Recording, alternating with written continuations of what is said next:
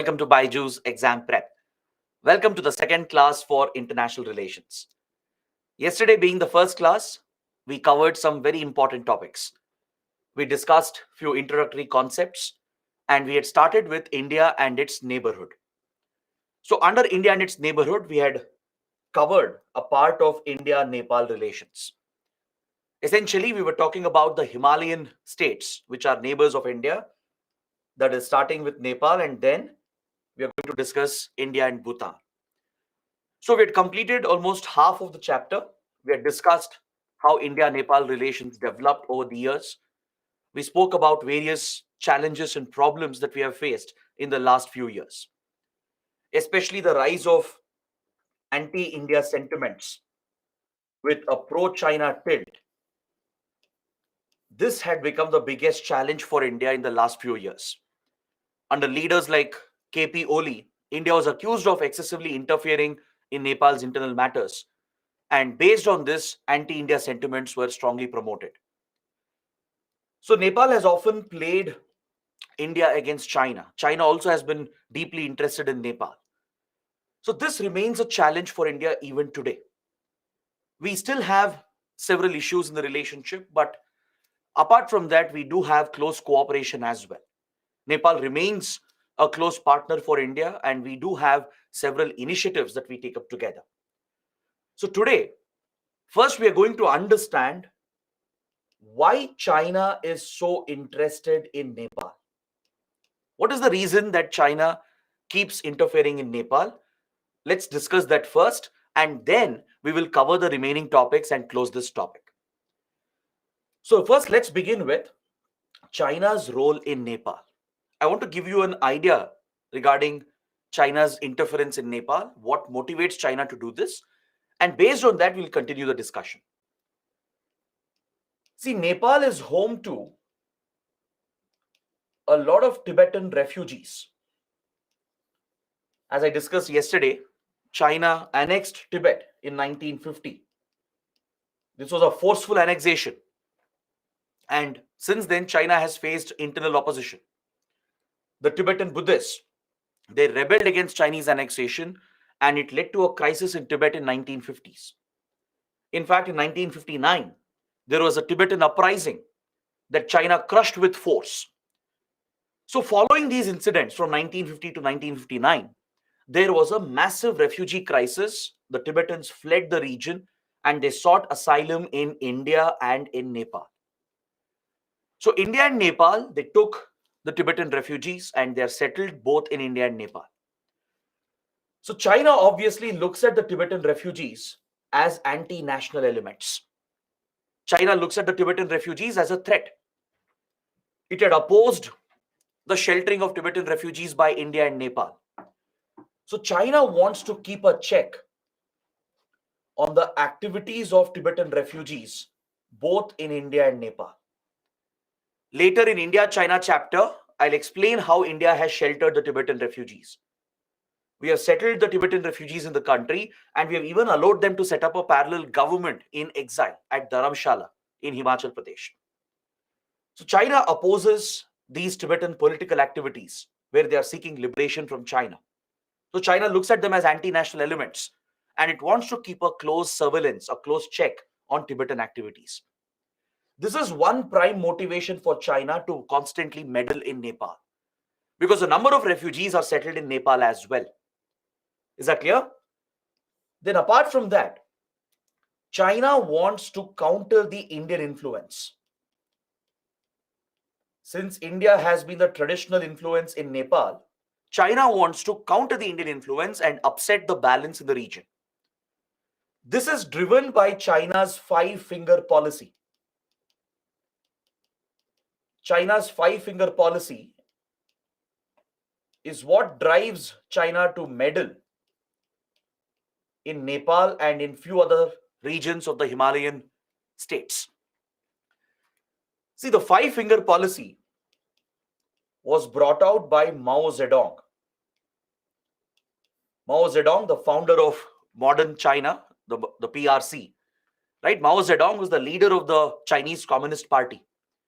He led the Chinese Communist Party to victory in the Civil War, in the Chinese Civil War in 1940s.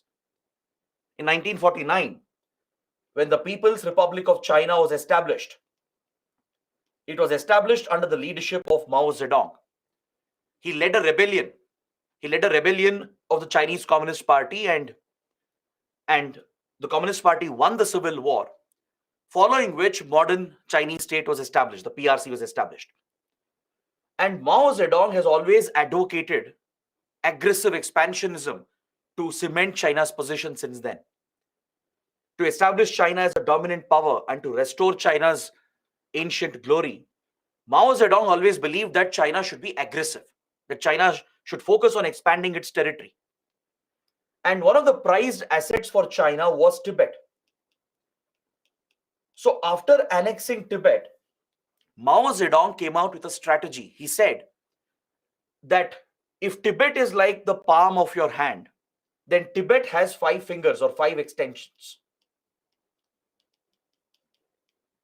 This was a military strategy that Mao Zedong developed. The whole focus was to ensure that China has complete control over Tibet.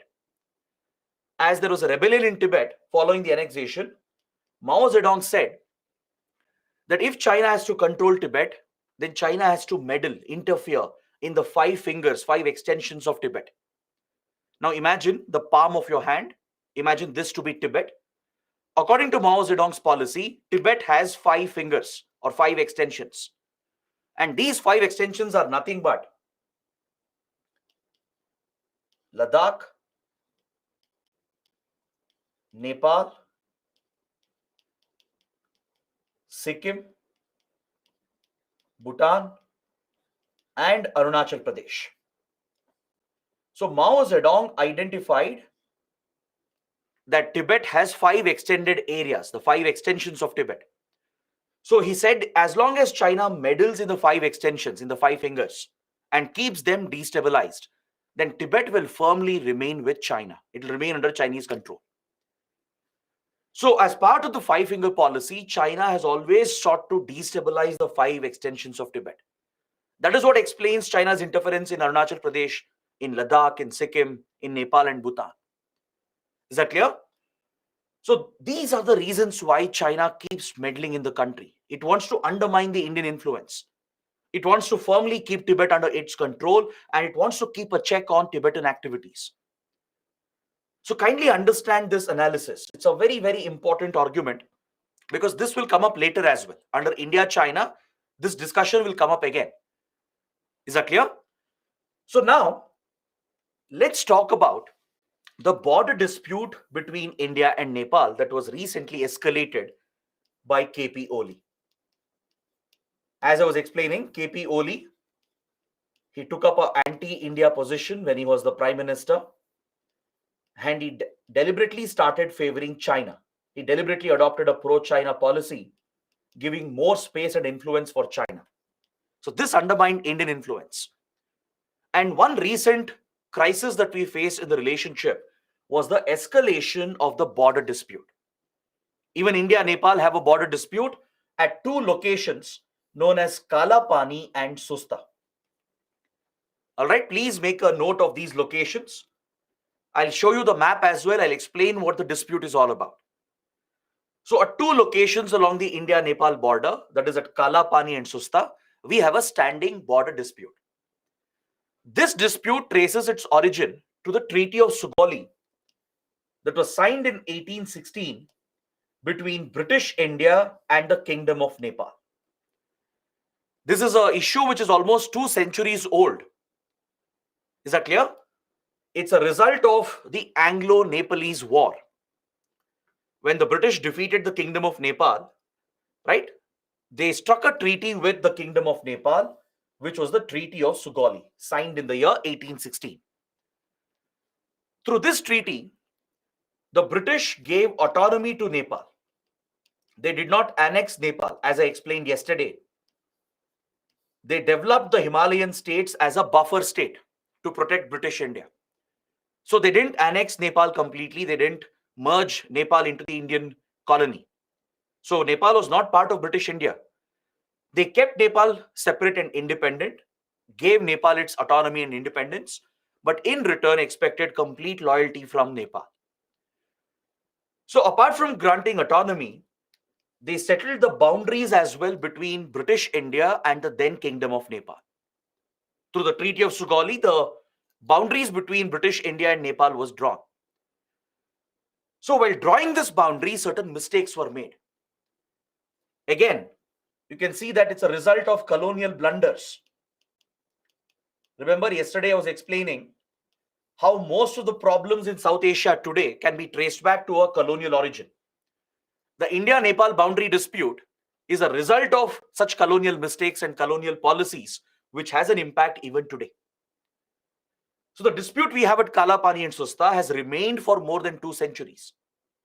So obviously, we inherited these borders in 1947 when India became independent. When India gained independence, we inherited these British era boundaries. But this boundary dispute was never a major issue between India and Nepal. It's actually a very minor dispute. And since we had very good ties with Nepal, by and large, we were very good friends, we never allowed this minor dispute to affect the relationship. Previous governments had kept the issue on the back burner. They'd kept it aside and they were working very closely with each other. In the past, attempts were also made to resolve the dispute by setting up a joint technical committee, and a boundary working group was also constituted recently in 2014.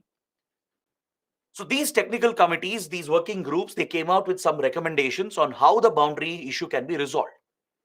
But unfortunately, the governments on both the sides, they didn't take this initiative forward due to lack of political will, right? Both the sides kept delaying the settlement of this boundary dispute. It remained an incomplete work. But it was always a minor issue. It was not affecting our bilateral relations because both countries were very close to each other despite all the issues, and the boundary dispute had been kept aside. But recently, KP Oli escalated the dispute unnecessarily. In 2020, Nepal made this a very big issue, and this led to increase of tensions between India and Nepal. So before we discuss what happened, first let's understand what is Kalapani dispute? What is Susta dispute? Why does the dispute arise? Let's understand that first, and let's also understand where these places are located. Now, please concentrate here. Look at the map. The topic can be important for your prelims as well. You might get map-based questions in your prelims.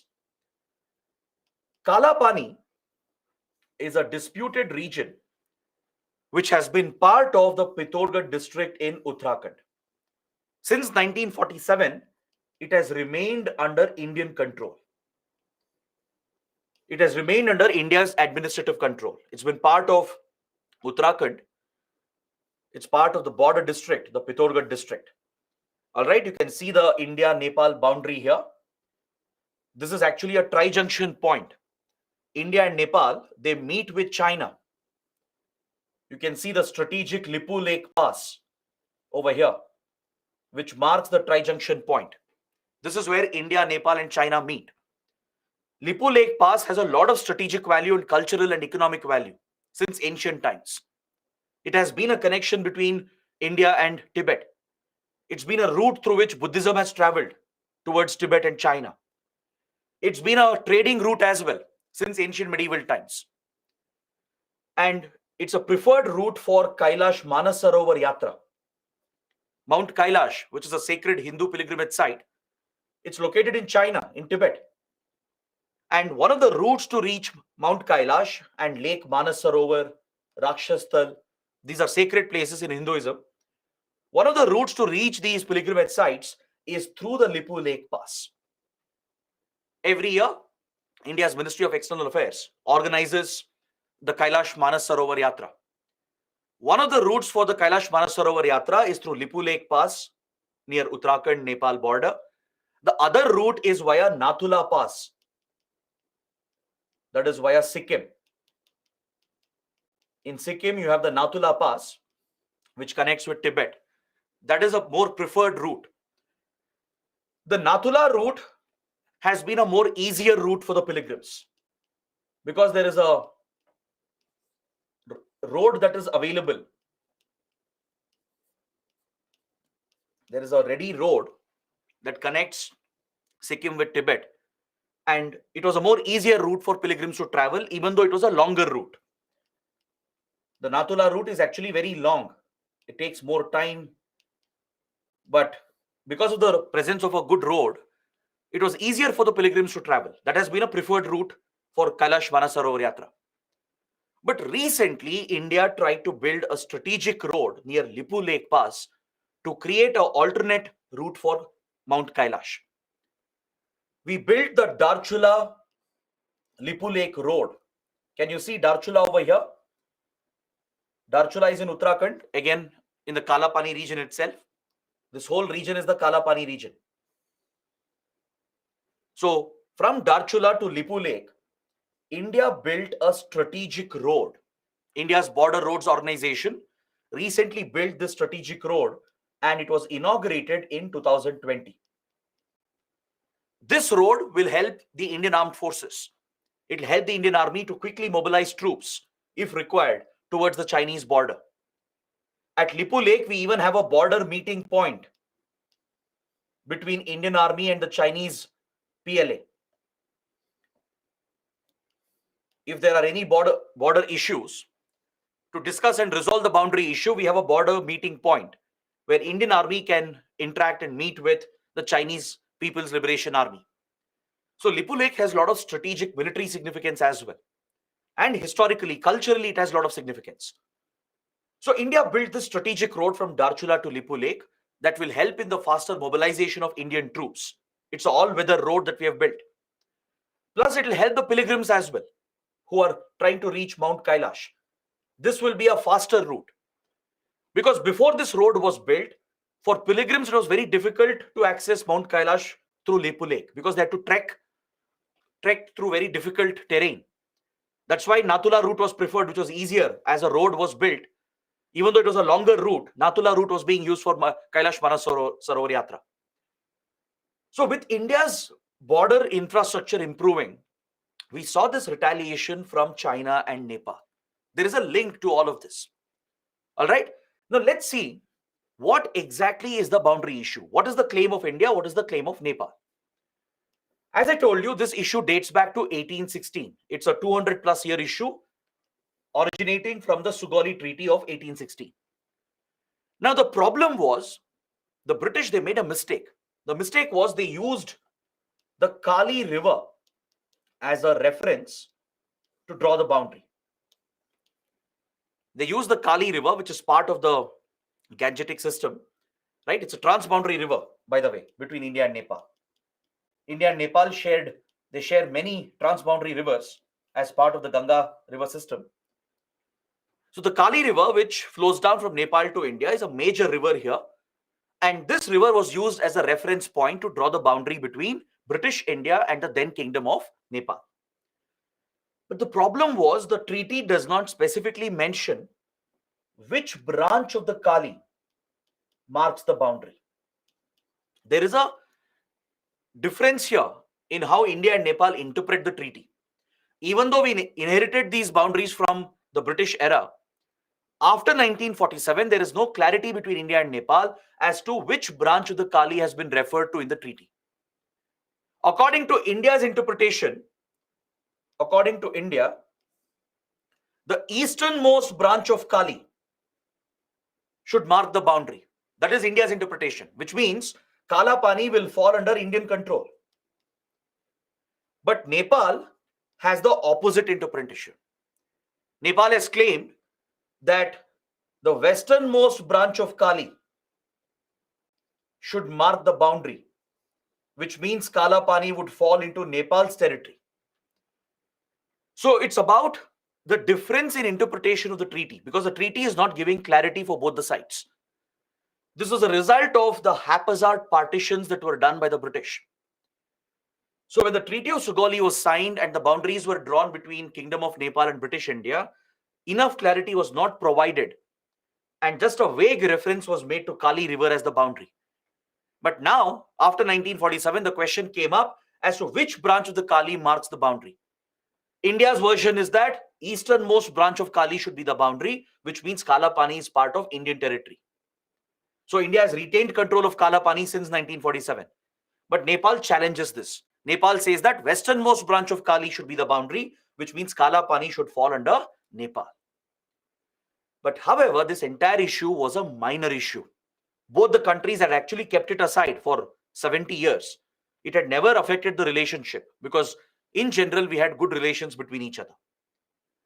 Now, let me show you the Susta dispute.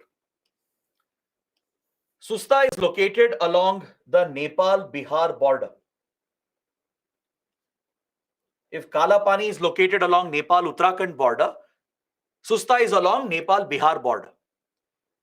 It is located somewhere over here. All right. It's located on the banks of the Gandak River, also called the Sapta Gandaki, Narayani. It's known by different names. I'm sure you know about Gandak, right? You would have studied this in geography as well. It's another major tributary of the Ganga. It's another important transboundary river between Nepal and India. So the Gandak River, which flows down from Nepal to India, marks the boundary here. And you have this place called Susta, which has become disputed between India and Nepal. Even this is a result of the Treaty of Sugauli and the mistakes that were committed in the Treaty of Sugauli. See, according to Treaty of Sugauli, the right bank of the Gandak is treated as Nepal's territory. The left bank of Gandak is treated as Indian territory. This is what the 1860 treaty provided for. Again, the Gandak River was used as a reference to identify the boundary here near Susta, and the treaty says whatever is on the right bank is Nepal's territory, whatever is on the left bank is India's territory. Now, this is again a flawed interpretation because I hope you know that the Himalayan rivers, they keep meandering. They change its course. Himalayan rivers, they are known to change course over a period of time because they meander. Because of the nature of Himalayan rivers, they keep meandering, right? And the course keeps changing every few decades, every few centuries.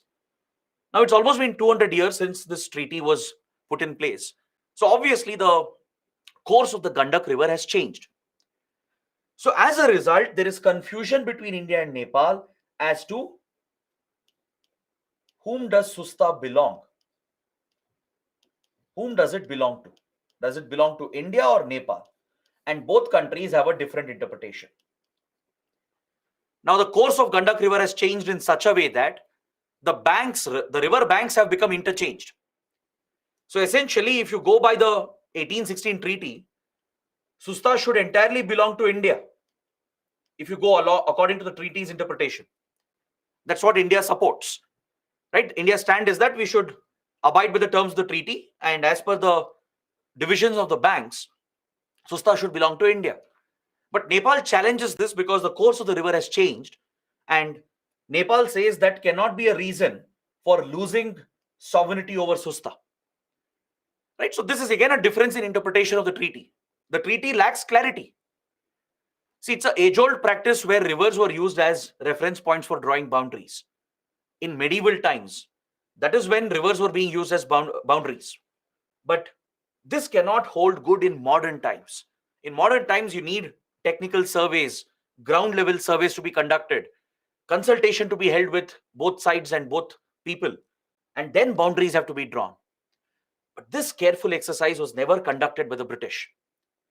They drew these haphazard boundaries and left the region and left the countries to deal with the issue.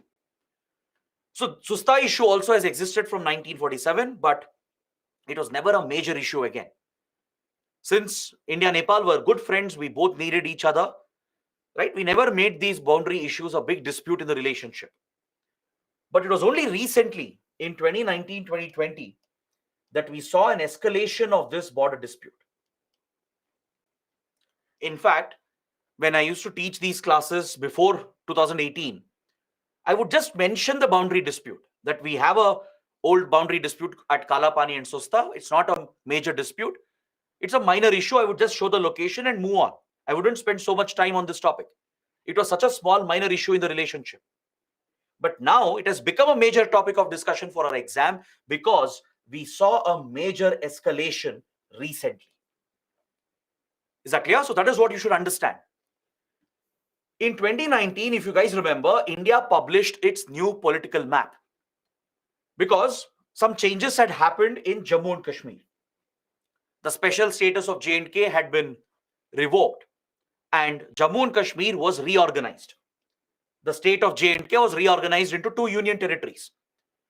So as new union territories were created, India had to publish a new political map. And accordingly, in 2019-2020, India published a new map and we showed Kalapani as part of our territory. India showed this region belonging to Uttarakhand. This has been a traditional practice. We have done this before as well, but Nepal never had any issues. We just acknowledged that it's an unresolved dispute and we had left the issue to be resolved at a later date. But this time, Nepal raised an objection under KP Oli. When KP Oli was the Prime Minister, as I told you, Nepal was clearly showing a pro-China tilt. KP Oli was promoting anti-India sentiments. The moment India published the new map, which showed obviously Kalapani as Indian territory, Nepal raised a major objection to this. Is that clear? Along with that, India inaugurated the strategic Darchula-Lipulekh road, which I showed you in the map. In 2020, India inaugurated the strategic road. It's a strategic road for the Indian Army.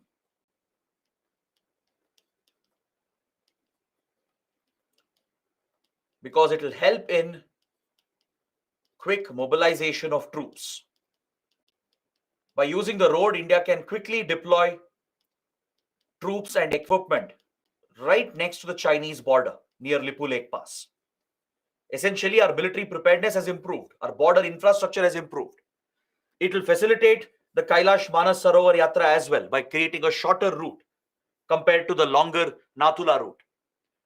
The moment India inaugurated this road, again, Nepal protested.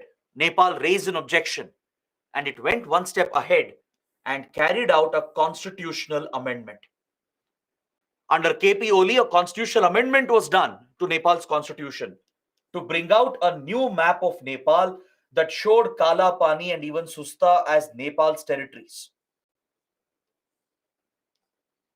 Now, this was a major escalation. Even though it was a disputed area, we had never targeted each other. We had never escalated the dispute. Both sides had the maturity to keep the issue aside. But this time, Nepal was deliberately escalating and it happened twice within 1 year. When India published the new map, Nepal had objected to it. It even claimed the Limpi-Adura region, which is next to Kalapani. The Limpi-Adura region is right next to Kalapani. They're all part of Indian territory. But Nepal started claiming Limpi-Adura as well. The Kalapani-Limpi-Adura region was entirely claimed by Nepal. And it carried out an amendment to its constitution to publish a new map showing the disputed areas as Nepal's territory. And along with this, KP Oli started mobilizing troops towards the border. He made very controversial statements. He started saying that if required, we'll take the territory by force. And he said we'll even deploy more troops along the border to push back the Indian claims. Now, these were very controversial steps and it was an unnecessary escalation, right? Obviously, there was only one conclusion from this, that KP Oli has a motivation. There is a motivation why he's acting like this. So India's assessment was that KP Oli has firmly aligned with China. China feels to be threatened by the Darchula-Lipulekh road, the DLR road. China has raised concerns about India's improving border infrastructure and military modernization. In the last 20 to 25 years, India has really accelerated the construction of border infrastructure, and we have even accelerated our efforts to modernize our military and armed forces. Starting from early 2000, under the Vajpayee government, Manmohan Singh government, and the Modi government, in the last 2 decades, you are seeing more proactive approach from India in creating border infrastructure towards the Chinese border. We are also modernizing our military forces and deploying advanced military equipment and troops right along the Chinese border. So China feels threatened by this. So most likely this was the reason why KP Oli acted like this. Most likely he was acting under China's instructions. China was concerned about the Darchula-Lipulekh road, also about increasing military presence of India, right? That could be one of the reasons. That is just an assessment from the Indian side.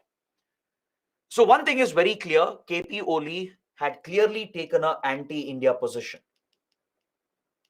He had repeatedly shown an anti-India inclination and favored China again and again. Later, I'll discuss some projects, some key projects of India and China. Repeatedly, KP Oli and few leaders in Nepal have favored China in such projects while sidelining India. It represents the strategic competition that you see in Nepal between India and China. Is that clear? So this boundary dispute that flared up recently is also a result of the interplay between India, China, and Nepal. Nepal would never do this on its own. Previously, it was never a major issue, as I explained. But the mistake from India and Nepal was that we had never resolved the dispute previously. Ideally, we should have resolved it long time ago when the joint technical committees were set up, boundary working groups were set up. Right? We should have made a proactive attempt to resolve the boundary dispute. But since it had been neglected, the issue had been kept aside. Now it was exploited by leaders like KP Oli, who was building upon anti-India sentiments and who was favoring China. Right? And that is one major issue that happened, which disrupted our relationship. But fortunately, KP Oli was removed very soon. He had to step down because there was an internal crisis. There was an internal political crisis and a constitutional crisis in Nepal, which led to the intervention of Nepal Supreme Court. And following the Supreme Court's intervention in Nepal, KP Oli had to resign as the prime minister. He had to step down. Fresh elections had to take place. And now a new government is in place. The current leader, Prachanda,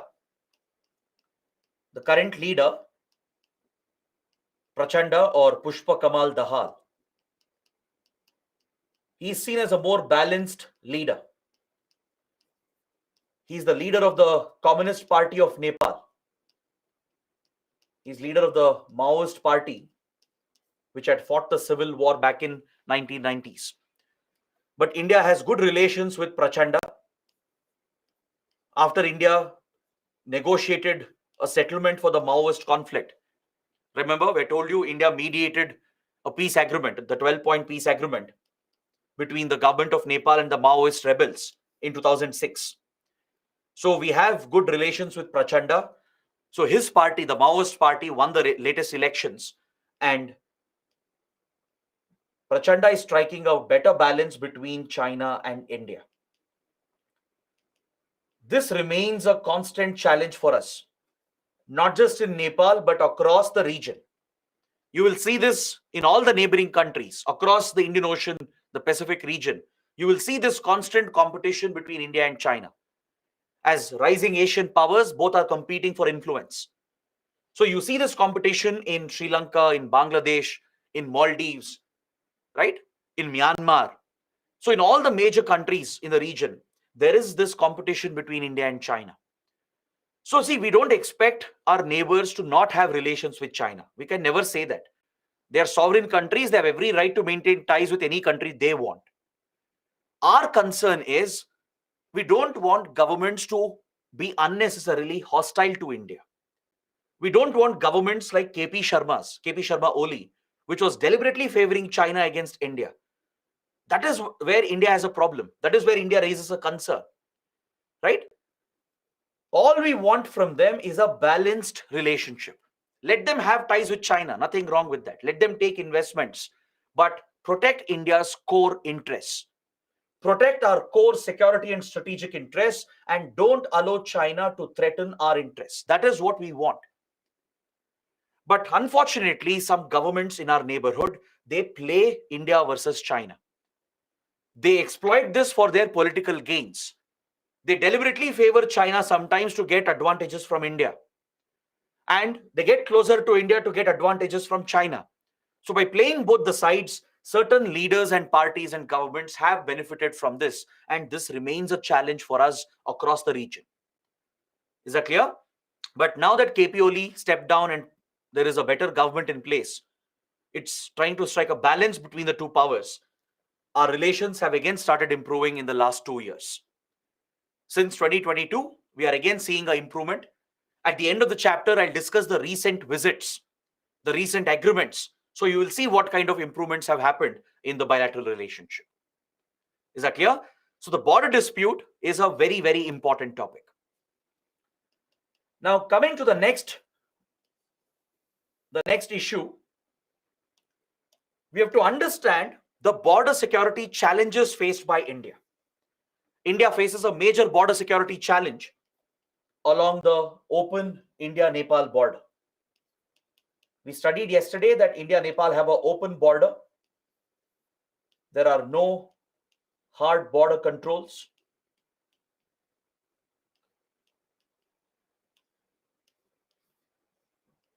This is a unique feature of our relationship, as I explained yesterday. Under the 1950 treaty, both countries decided to keep the border open to promote free movement of goods, vehicles, and people, right? Because it facilitates the trade relations, the economic relations, and the cultural relations. That's the very foundation of the relationship. But the system of open borders, along with the harsh terrain of the region, has made this border highly porous. Now, if you look at the geography of this boundary, right, you have hilly mountainous areas towards Uttarakhand and Sikkim, which is part of the Himalayan ranges. You have dense forested areas towards the Terai belt, towards UP and Bihar. You have multiple transboundary rivers that cut across the border, creating wetlands. There is a riverine network present along the boundary. So when you have such a complex geography, it will create natural gaps in the border. Meaning the geography itself is so complicated due to the presence of mountains, forests, rivers, and wetlands that there are natural gaps in the border which makes it highly porous. It's very difficult to secure such porous borders. It is very difficult to guard, patrol, and secure such borders which are naturally porous. And along with that, we have kept the border open for economic and cultural reasons. So this creates a major security challenge for India.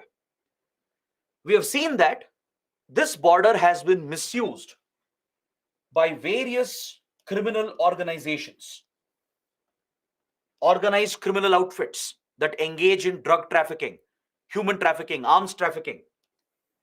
They've used the border route to smuggle drugs, weapons, and even humans between the two sides. And please note that organized crime is closely connected with terrorism. Organized criminal networks have a direct connection with terrorist outfits, and they're also connected with money laundering channels.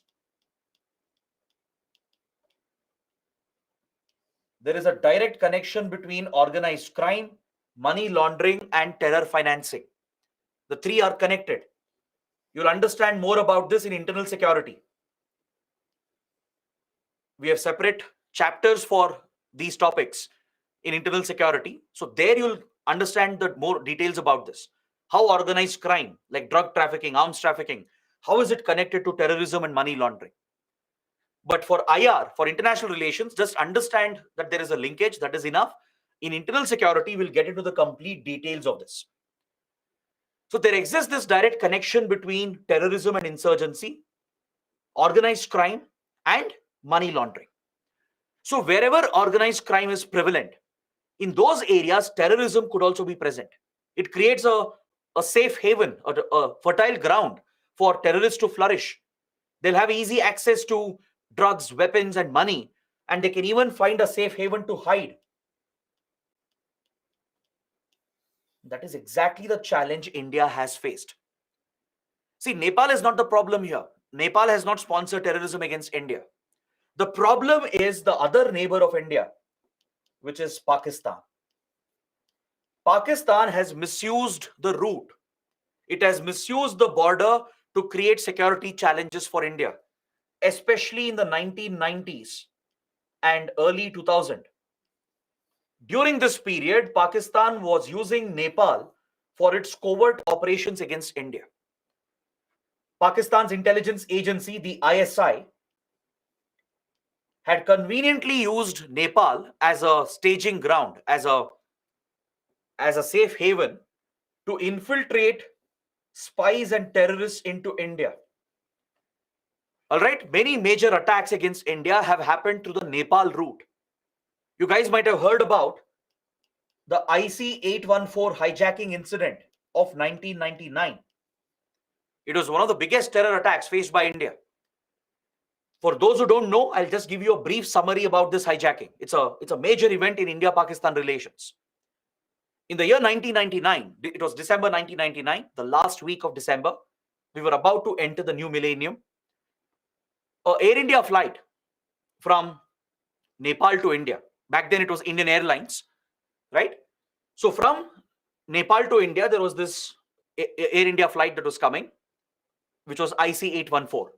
IC-814 is the name, the code name of the flight. This flight had taken off from Kathmandu, from the Tribhuvan International Airport. It was headed to New Delhi. This Indian aircraft was hijacked by Pakistani terrorists who had found support in Nepal. They had found a safe haven from where they could operate. They could easily run their operations from Nepal. And Pakistan's ISI had created this base for these non-state actors, for these terrorist groups. So from Nepal soil, this plane was hijacked. And following the hijacking, India mismanaged the situation. It was a crisis situation, and the then Vajpayee government completely mishandled the crisis. The established protocols were not followed, and we allowed the hijacked aircraft to leave Indian airspace. The hijacked aircraft briefly landed at Amritsar with all the hostages. And ideally, that was the opportunity for India to carry out a military intervention, to carry out a commando strike by using NSG commandos to neutralize the situation and save as many hostages as possible. But because of tremendous media pressure and public pressure, the Vajpayee government fell under the pressure and it failed to implement the established protocols. Usually, when hijacked aircrafts are brought down there, when they are on the ground, you disable the aircraft, you disable the runways, you ensure the aircraft does not take off again, right? You scramble your fighter jets, you intercept the aircraft if required, and force the aircraft to land within your territory. But India failed to implement these protocols, and the hijackers, they quickly took off from Amritsar and they left Indian airspace. Once they left India, they took the aircraft to Pakistan, to Lahore. They briefly landed in Lahore for refueling, and from there, they took off again and went to Dubai, that is United Arab Emirates, right? They took all the hostages. So once the aircraft left Indian airspace, we lost all the leverage, right? Our only option was to negotiate with the terrorists. There was no question of conducting any commando operation because no foreign government would allow Indian operation on their soil.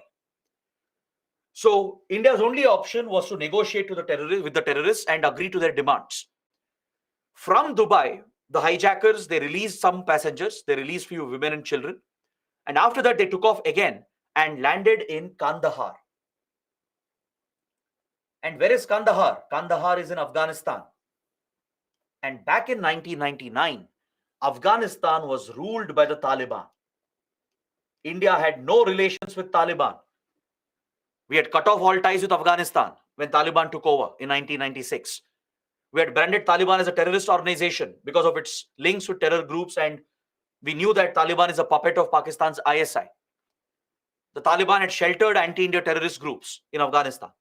So India had no ties with Taliban, and Taliban was obviously a proxy of the Pakistani intelligence agency. So as soon as the Indian aircraft landed, the Taliban fighters, they surrounded the hijacked aircraft and they gave support to the hijackers. So our only option was to agree to the demands of hijackers to save the hostages. And the Vajpayee government negotiated and agreed to release 3 dreaded terrorists from Indian custody. And one of them was Masood Azhar. Who is Masood Azhar? The founder of Jaish-e-Mohammed. Masood Azhar was caught by the Indian army in Kashmir. He was involved in terrorism against India. We had captured him in the 1990s, right? But we were forced to release him from custody because of this hijacking incident. Along with Masood Azhar, 2 other dreaded terrorists were also released, and India's then Foreign Minister Jaswant Singh had to accompany the terrorists to hand them over to the hijackers in Kandahar in exchange for the lives of hostages. So India managed to save the lives of hostages, but we paid a very, very big price. This is what happens when you negotiate with terrorists and agree to their demands. Masood Azhar, after being released from India's custody, would go on to establish the most dangerous terrorist organization, which is Jaish-e-Mohammed. Is that clear? It was after he was released from India's custody that Jaish-e-Mohammed was formed by Masood Azhar. Today he is a wanted global terrorist. Most of the major attacks in the last 20 years against India have been carried out by Jaish-e-Mohammed. The Parliament attacks of 2001, the Uri attacks of 2016, the Pulwama attacks of 2019, all the major attacks which have brought India-Pakistan to the brink of war, they have been carried out by Jaish-e-Mohammed. So this was a disastrous handling of the hijacking situation, and the threat emanated from Nepal. Is that clear? Like this, Pakistan's ISI was using Nepal's territory to push terrorism against India, to promote organized crime, which would destabilize the borders. Have you heard of another terror group called Indian Mujahideen? Indian Mujahideen was another notorious terrorist outfit that was active from 2003 to 2011. It was an India-based terror outfit, but supported by Pakistan. Pakistan's ISI was again supporting an India-based terror organization. Usually, groups like Lashkar-e-Toiba, Jaish-e-Mohammed, they're all Pakistan-based outfits. But Indian Mujahideen was different. It's an India-based outfit, largely made up of Indian citizens, Indian nationals. But the difference was that it's supported directly by Pakistan. So terrorists of Indian Mujahideen were using the Nepal route to infiltrate into India and go to Pakistan. To get support from Pakistan, to get training, weapons and funds from Pakistan, they would use the Nepal route. They would sneak out of India. They would basically sneak out of India from the open borders, enter Nepal, and from there, they would take a flight to West Asian countries to avoid suspicion. To avoid the surveillance of Indian intelligence agencies, they would fly under false identities with the help of ISI to Saudi Arabia or UAE or any other Gulf country. From there, they would then go to Pakistan. They would be taken to Pakistan under false identities. In Pakistan, they would be trained, they would be given all the support needed, and they would be infiltrated back into India through the same route. So without the knowledge of Indian agencies, Indians were leaking out. They were moving out of India, entering Nepal, then going to Gulf countries, going to Pakistan, getting terror training and coming back to the same route and then carrying out attacks against India. So this was another major threat we dealt with, where again the Nepal route was being misused by Pakistan. So this has been a major challenge for us. Pakistan also has used the route to pump fake Indian currency notes. The ISI runs a covert operation with criminal gangs to destabilize the Indian economy by printing fake currency notes. It's officially, technically called FICN, fake Indian currency notes. So Pakistan's ISI works very closely with criminal cartels like the D gang, the Dawood Ibrahim gang, and other criminal organizations which are involved in drug smuggling, arms smuggling, extortion. Right? These criminal gangs work with such intelligence agencies and terrorist organizations. And they push the fake currency notes into India. ISI has managed to access advanced printing machines and the high security printing paper, right? And it can replicate the notes printed by RBI, even the new notes, even the new currency notes, right? So Pakistan prints these notes with the help of these criminal gangs and pushes these currency notes into India. This will destabilize our economy. It's an economic war, and the money can be used to fund terrorist activities in India. It becomes a source of terror financing. So Nepal is one of the routes through which fake notes are pushed into India. The other preferred route is through Bangladesh, sometimes through Sri Lanka as well, through Myanmar or through West Asian countries. These are the other routes through which fake notes are pushed into India by criminal gangs which are working on behalf of Pakistan's ISI. So one preferred route is via Nepal. The presence of so many criminal terrorist activities along with hostile intelligence agencies has created a major security challenge for India. When Maoism was thriving in Nepal, when the civil war was going on in 1990s, Nepali Maoists had connections with Indian Maoists, with Indian Naxals. Naxals in India, particularly in Bihar, West Bengal, the Jharkhand belt, they had close connections with the Maoists of Nepal. They were collaborating together. This was also a security threat in the 1990s and early 2000s. But of late, we have managed to improve the security situation with better cooperation from Nepal. Now, I'm sure all of you have the same question. Why are we still keeping the border open despite having so many security problems? See, the open border is the foundation of this relationship. If you end the open border system because of security issues, you're going to harm the foundation of the relationship. Remember what I told you yesterday? India and Nepal share a civilizational relationship. Our relations transcend the concept of nation state. We are part of the same civilization. Buddhism, Hinduism has bound the two countries together, the two people together. Nepalis are heavily dependent on India. Indians have a close connection with Nepal. If you end the open border system, it will disrupt the movement of goods, vehicles, and people. It will affect Nepal's economy. It will lead to further destabilization of Nepal. It will give opportunities for Pakistan and China to meddle, create problems for India. So it's in our own interest to keep the border open, right? Security issue is one issue in the relationship. You can't close the open border system because of that one issue. Security threats can be tackled with better border management, right? So that is the task of SSB, the Sashastra Seema Bal, which is the designated border guarding force. Today, we have very good ties with Nepal. From 1990s itself, Indian intelligence agencies, India's border guarding forces, they've worked very closely with Nepal. India's IB and RAW, Intelligence Bureau, which is responsible for domestic intelligence, and RAW, which is responsible for foreign intelligence. They have a major presence in Nepal. They operate very proactively in Nepal. They run their covert operations targeted against Pakistan's presence in Nepal. Or any hostile threat in Nepal is a target for IB and RAW. So IB and RAW collaborate with Nepal's intelligence agencies. We have very close military relations as well. Our border guarding forces collaborate together, and we have improved border surveillance. Today, you have better technology available, right? We have deployed satellites. There are Earth observation satellites that serve a military purpose. We have a number of satellites in orbit, right, that can provide high resolution images. And we have CCTV cameras, drones, and all such surveillance methods can be deployed to make the borders safer. And we've also stepped up patrolling and joint operations and joint cooperation to deal with the security threats. So today, the situation is much, much better compared to 1990s and early 2000. Today, the situation is much better because India has stepped up its border security. Nepal also has cooperated with us. But the challenges remain, the threats will always remain. So that is something you should be aware of. You might get a question here. Maybe a question in IR or maybe a question in internal security.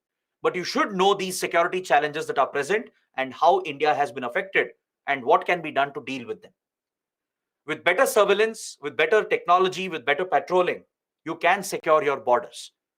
With better intelligence cooperation, security cooperation with the other country, you can tackle the threats. So we don't have to end the open border system for this, right? Open border system is a much broader cooperation between India and Nepal. If you end that, it will harm the relationship itself. It will destroy the foundation of the relationship because of one issue. We can't allow security issues to derail the friendly ties, the cooperation that we have with Nepal. Is that clear? So that is the reason why we still keep the borders open and we allow the free movement of people, goods, and vehicles to continue. Understood? Now, coming to the last part of the discussion, I'll be taking you through some important projects and initiatives between India and Nepal. This is going to complete our discussion and we can wrap up this chapter for today. Let's look at hydropower cooperation first. Let's discuss hydropower cooperation. I'm going to point out some important projects, hydropower projects. Please make a note that could be important for your prelims. There are other initiatives of India and Nepal. I'm going to discuss that as well, right? And we'll end this by talking about India-China competition and some recent visits of Prachanda to India and China, right? So that is where we'll be taking the discussion in the next 30 minutes. And after that, we can close this chapter. Let's focus on hydropower cooperation. It's a focus area for India because Nepal has tremendous hydropower potential.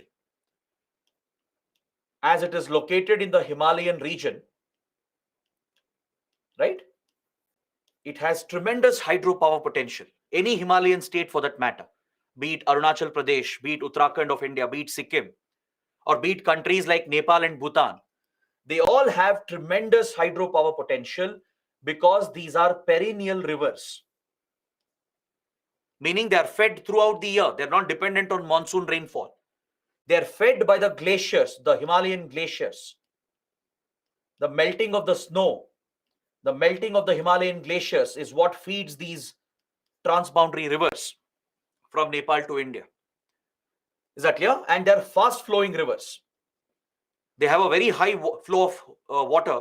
The volume of flow of water is very high, right? They receive water from rainfall as well during monsoon season, but they are most dependent on snow and glacier, which contributes to the perennial flow. Throughout the year, there is constant flow of water at high speed. And the speed is mainly because of the deep gorges that are present in the Himalayas. In geography, you would have studied these basics about Himalayan rivers, that they are perennial and they are fast flowing because there is a deep gorge, right? The Himalayan mountains are young fold mountains. They are formed more recently as the Indian tectonic plate crashes under the Eurasian plate. Constantly, the Himalayan mountains keep rising, right? The Himalayas are a direct outcome of this tectonic activity. That's why the whole Himalayan stretch is very vulnerable to earthquakes and landslides. So the Himalayas, which have continued to grow, they have developed very deep gorges, very deep valleys. So obviously, when water flows from such a height, and if there is constant flow of water, water will flow at a faster speed. And this is the potential. This is the hydropower potential which can be exploited to generate hydropower. And hydropower is relatively clean. It's a renewable form of energy, right? And it's seen as an alternative to coal-based power, to thermal power. It's one way to reduce your carbon emissions. Is that clear? Of course, hydro projects have their own disadvantages as well, because it is said that hydro projects which come up in sensitive areas, they damage the ecology. It causes deforestation. It leads to large-scale construction activity in delicate, sensitive areas that causes other disasters as well, including floods and flash floods. So there is an environmental concern with hydro projects, but as far as emissions are concerned, compared to coal-based power, compared to thermal power, hydropower is much, much cleaner and it's renewable. So there is a lot of focus on exploiting the hydropower potential of the Himalayan belt. And this is a priority for India. Within our own country as well, in Uttarakhand, Sikkim, in Arunachal Pradesh, Himachal Pradesh and Ladakh, India has given priority for hydropower projects. We have the same focus in Bhutan, which we are going to study in the next chapter. Next, when we take up India-Bhutan, there we will discuss our hydropower cooperation. In Nepal as well, for India, it's a priority We have announced many initiatives, taken up some projects, but unfortunately, we have not seen major success. Indian investments in the hydropower sector has not really succeeded because there have been many roadblocks to Indian projects. We even have a power trade agreement in place. We have signed a power trade agreement to share power between the two countries. Is that clear? What India has done is that we have connected the power grids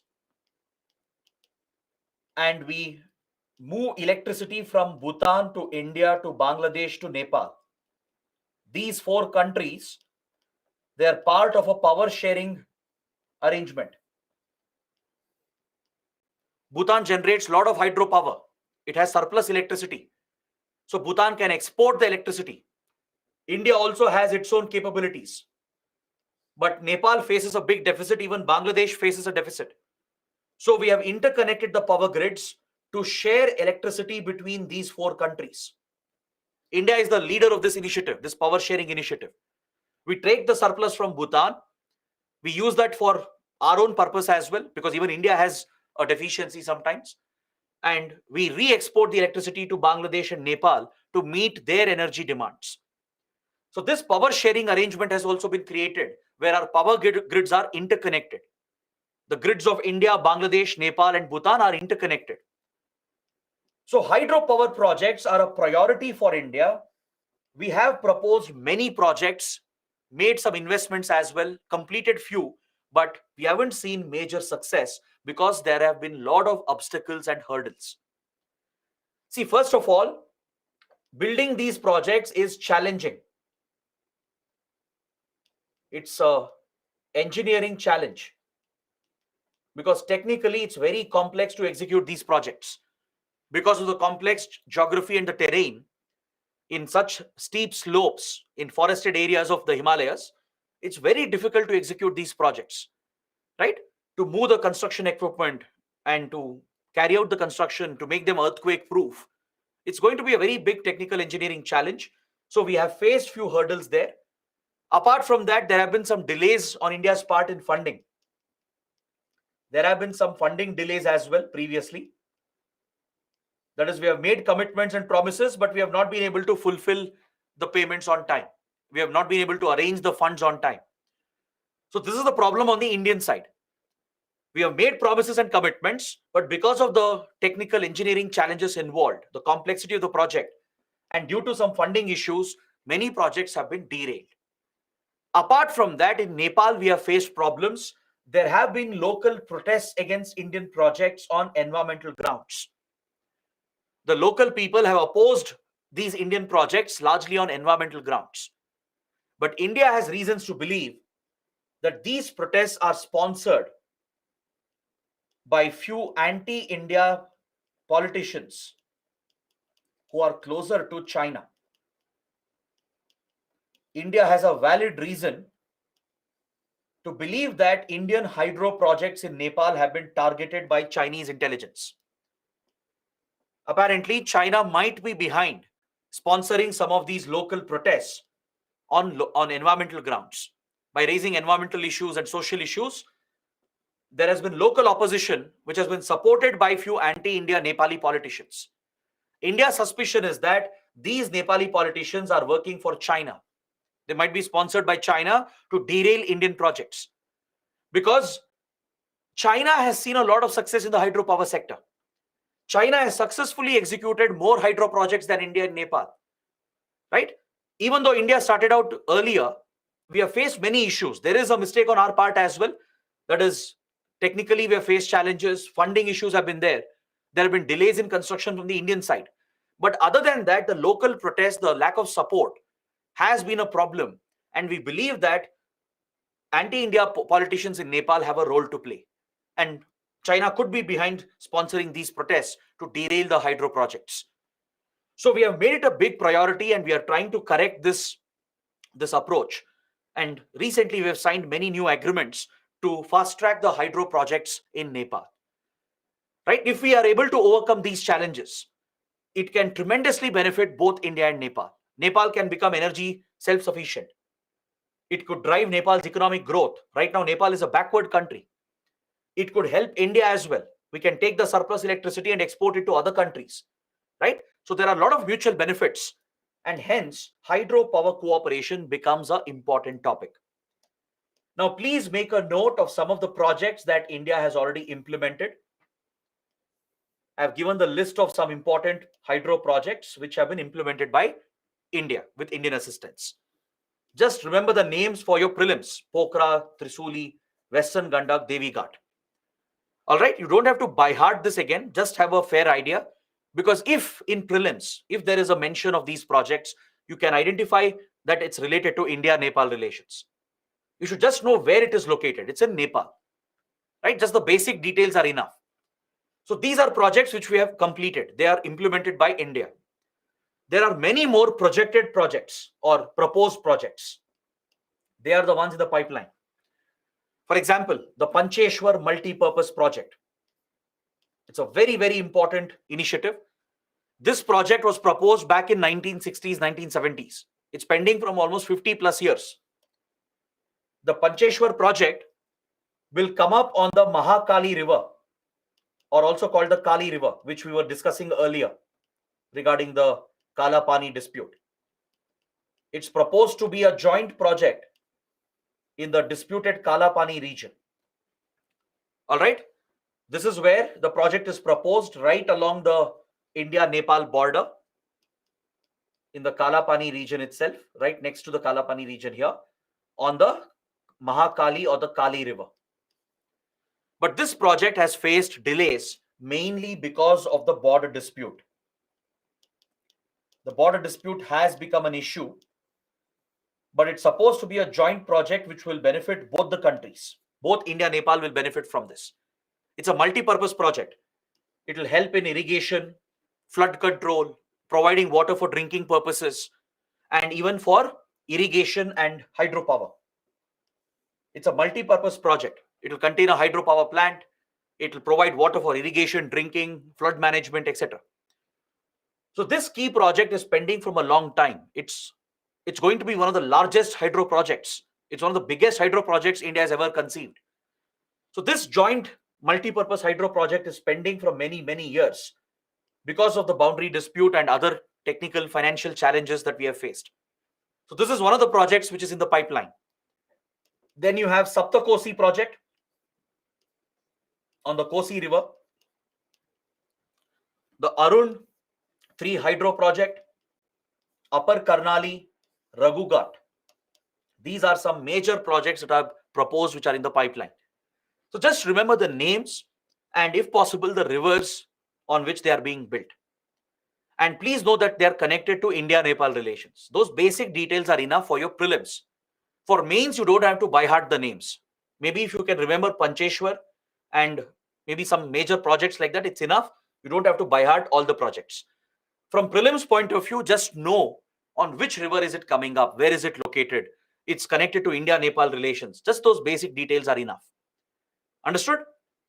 Now let me show you one more important project which was proposed last year, the West Seti Power Project.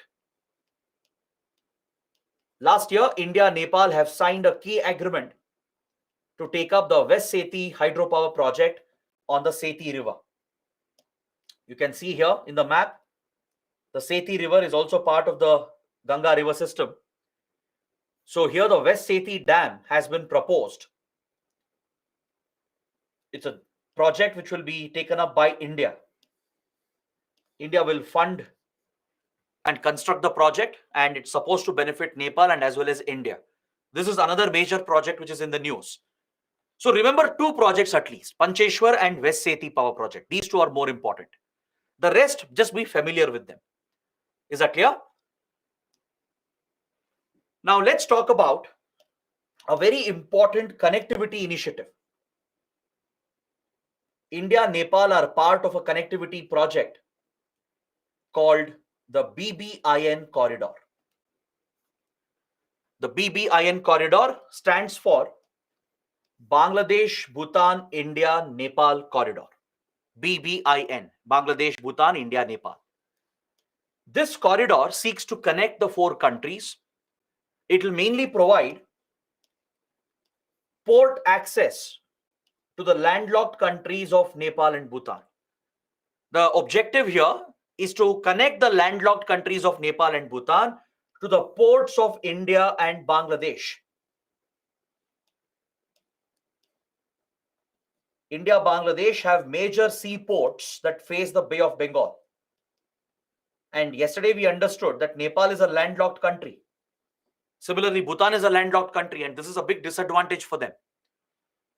So through this initiative, India, Bangladesh are looking to interconnect the roads, create a corridor so that Nepal and Bhutan will have access to the ports in India, such as Kolkata, Paradip, Vishakhapatnam. And similarly, in Bangladesh, you have major ports like Chittagong Port. You also have the Mongla Port. These are major ports of Bangladesh. So we want to connect these ports of India and Bangladesh with Nepal and Bhutan so that they have direct access to Bay of Bengal. It will help them economically. It will drive economic growth. It will improve trade. It will improve growth opportunities for all the countries. So this project was proposed by India. It's a India-led initiative. And please understand that it's essentially a motor vehicles agreement. When I say BBIN corridor, it doesn't mean we are building new roads. It's not that we are creating a new road corridor or a railway corridor. We are not going to build anything new. We are just going to interconnect the existing roads itself. But what is needed for this connectivity is a motor vehicles agreement. This will allow the free movement of vehicles. It will allow the free movement of vehicles between these countries, especially trucks that can carry goods. They can move around easily without too many checks, documentation, and regulation. And as a result, it will boost trade between the four countries. See, initially, India's idea was to have a motor vehicles agreement for the entire SAARC region. There is a regional grouping called SAARC. For South Asia, there is a regional grouping called SAARC, the South Asian Association for Regional Cooperation. So India had proposed this motor vehicles agreement at the SAARC level to promote regional integration, to improve regional connectivity across South Asia, to connect with Pakistan and Sri Lanka as well closely so that the trade could increase across South Asia. But as always, SAARC initiatives are derailed by Pakistan.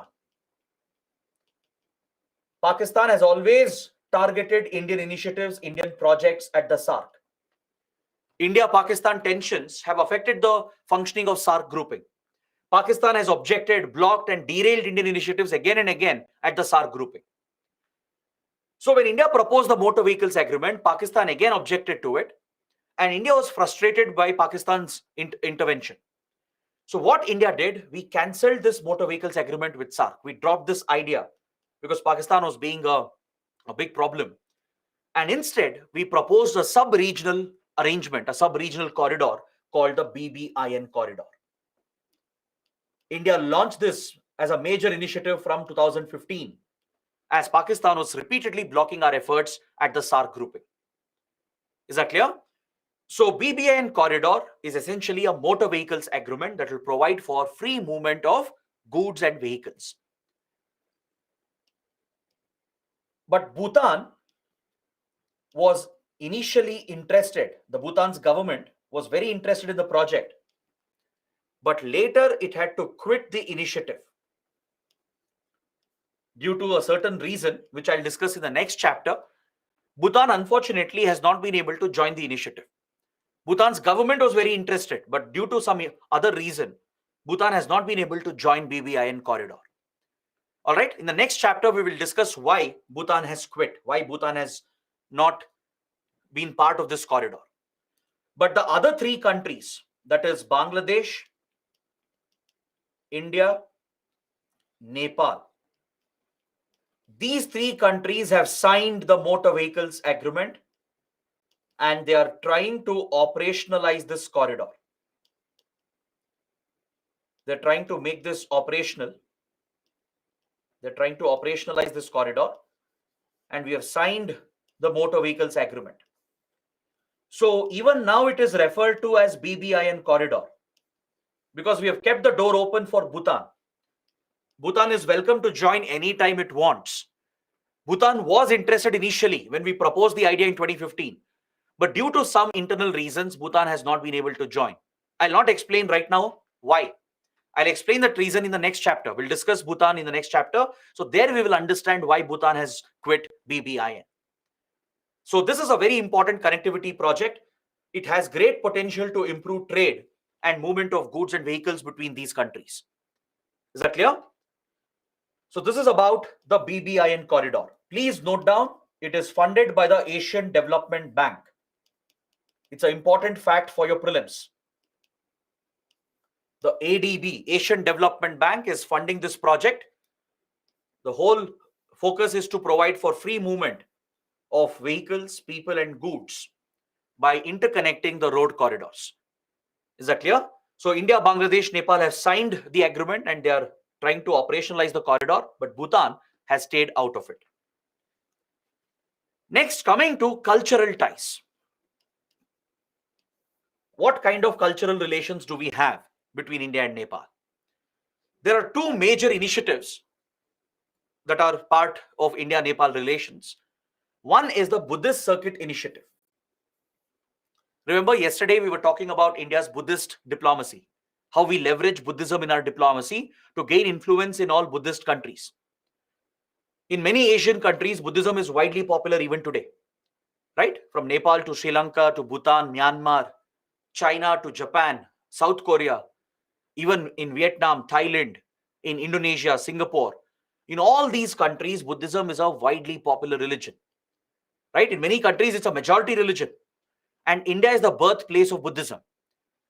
So as part of our soft power diplomacy, we are trying to leverage our Buddhist heritage. We are trying to use our Buddhist influence to promote cultural ties. So under the Buddhist Circuit Initiative, it's an Indian initiative, India is trying to upgrade the tourist infrastructure. We're also looking to better conserve the Buddhist sites and the monuments. This is the focus of Buddhist Circuit Initiative. We are providing better tourist facilities, building airports, railway stations, better roads, providing better hotels, better amenities and facilities for tourists. The monuments are also being conserved, well protected. They are being given with technology-aided conservation efforts, where guides are available in different languages who can speak different languages, right? Or IT tools are being deployed to bring technology into monuments, into tourist places that will help foreign tourists, right? So such better facilities are being created by India, and we are promoting these sites under the Buddhist Circuit Initiative. The focus is to attract foreign tourists, bring foreign tourists to India, which will not only earn foreign exchange, will not only earn revenue, but it will improve our influence, our cultural influence. It will give us influence in these Asian countries where Buddhism is still a widely popular religion. So in India, Nepal, there are many important Buddhist sites. For example, Bodh Gaya, Rajgir, Vaishali, all of them are located in Bihar. Then Sarnath, Kushinagar, Shravasti in UP, right? Recently, we built an international airport at Kushinagar. It's part of the Buddhist Circuit Initiative. Better facilities have been provided at Bodh Gaya. And many of these sites are all connected to the life of Lord Gautama Buddha, the founder of Buddhism. Nepal also has some important Buddhist sites like Lumbini, which is the birthplace of Siddhartha. That is the other name for Lord Buddha. Right? Kapilavastu, the mythical city of Kapilavastu, is believed to be in Nepal.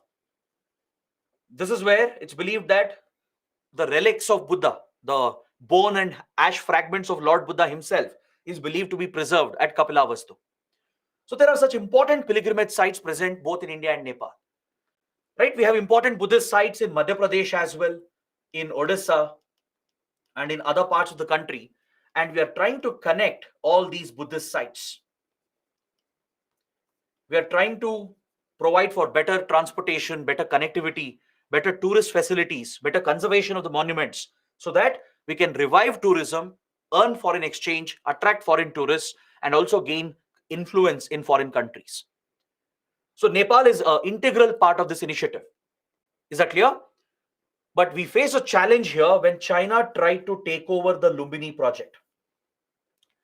Lumbini, the birthplace of Lord Buddha, which is the most sacred site, India was looking to be part of the development project as part of Buddhist Circuit initiative. But China managed to take over this project. China has invested at Lumbini to rebuild the Buddhist site. So even in the cultural space, you see a competition between India and China. Not just with regard to strategic projects, even with regard to cultural initiatives, there is a competition. Similarly, we have the Ramayana circuit, which explores the deep Hindu connections. Hinduism forms a close connection between India, Nepal, and even Sri Lanka. Right? Ramayana, the epic, takes place in these three locations. So under Ramayana circuit, a tourist circuit is being developed to connect important pilgrimage sites through an efficient railway network and tourist infrastructure. So important sites in India, starting from Rameshwaram to Hampi to the capital, Delhi, they are being interlinked and connected through this network with Janakpur in Nepal, which is believed to be the birthplace of Sita Mata, according to Ramayana. Right? So all these important places, Ayodhya, Sitamari in UP, right? Very sacred pilgrimage sites. They're all being interconnected. And even Sri Lanka is part of the Ramayana circuit. Understood? So these are some major cultural initiatives that we are pursuing with Nepal. Now, apart from India's deep influence, we face a lot of competition and challenge from China as well. India has been a big investor. We have provided a lot of development assistance. We have invested in many key projects over the years. India has funded several road projects, railway projects. We have built bridges that will help improve connectivity and transportation. We have been involved in the power sector, right? In hydro projects, in power grids. We have also helped in rural development, in providing for better education, in building schools, in providing better health care. Right? All such initiatives have been taken up by India. We have funded many major projects in Nepal. Even in the mobile internet domain, most of the internet infrastructure of Nepal is built by India. Right? Even our banking and financial systems are integrated. Nepal's currency, the Nepali rupee, is pegged to the Indian rupee. The UPI, the digital payment interface, has been rolled out in Nepal. We are interconnecting our digital payment gateways as well. So such deep links exist between India and Nepal, and we provide concessional loans. We provide concessional loans to many friendly countries, which is called a line of credit. We have given multiple lines of credit to Nepal. We provide this to many countries. Concessional loans are very advantageous for both the partners. It's one way of arranging capital for key projects. It will protect our interest and influence, and it will help the other country as well to invest in key projects. So in a concessional loan, the interest rate is very nominal. And even the repayment period, the repayment schedule is very flexible. So it will not impose a burden on the borrowing country. All right? It's a loan which has to be paid back.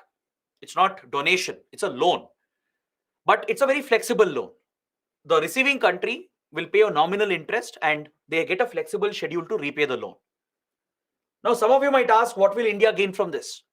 Why are we donating money to other countries when we ourselves are struggling? Please understand, this is not donation. This is not aid or charity. It's not a grant. It's a loan. It's a concessional loan which has to be paid back. And moreover, these are investments that serve a strategic purpose. These are diplomatic investments through our foreign policy to protect our core strategic interests. We can choose the project where the loan amount will be invested. Since we are providing the concessional loan, we can work with the country to decide which project we want to fund. Maybe we want to fund a key port project or a key road or railway project. Such strategic projects can be chosen which can give influence for India. We can place conditions that Indian companies will be involved in the construction and operation of these plants, of these projects. All right. So in a way, the money comes back. It will create jobs. It will help Indian companies. Plus, Indian companies will control and operate them, giving us direct access to these critical projects. So these are not donations. It's not a waste of money. Please never think like that. In our budget, there is a certain allocation that is made to the Ministry of External Affairs. And every year, a certain sum of money is set aside. And honestly, what we provide to other countries is very, very less compared to the investments made by China or US. They provide trillions of dollars in funding, but we can barely arrange few $1 billion. So what we are doing is nothing actually, it's the bare minimum. But these loans provided by India, they serve a big purpose. They provide a very easy payment route. It doesn't put burden on the other country. There is no burden on them. It does not become a liability for them.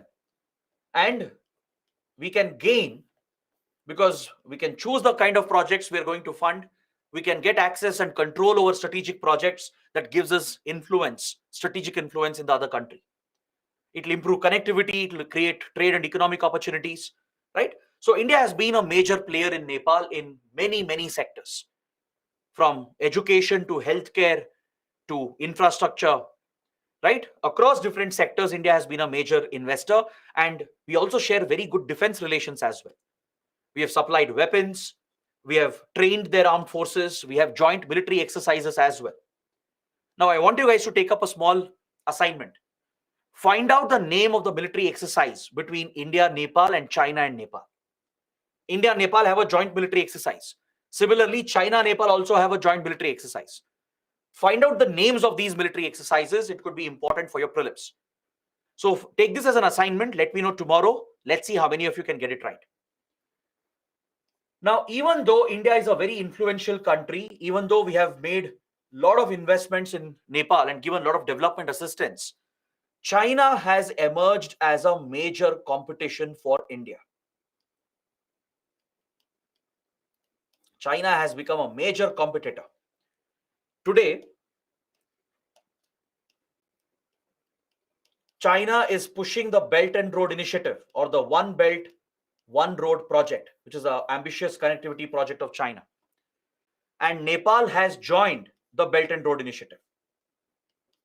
Please remember this. Nepal has agreed to be a part of the Belt and Road Initiative. But India has boycotted the Belt and Road Initiative. We have boycotted this initiative of China. All right. In fact, all our neighboring countries have joined Belt and Road Initiative except for Bhutan. Bhutan is the only neighbor of India which has not joined Belt and Road Initiative because it's concerned about India's interests. Right now, I'll not explain why India has quit BRI. We'll discuss that later. When we come to India, Pakistan, India, China, that is where I'll explain why we are not part of Belt and Road Initiative. So out of concern for India, Bhutan also has quit Belt and Road Initiative. It has never joined Belt and Road Initiative. But all other neighboring countries, Pakistan, Myanmar, Bangladesh, Sri Lanka, Maldives, and Nepal, they are all part of Belt and Road Initiative of China.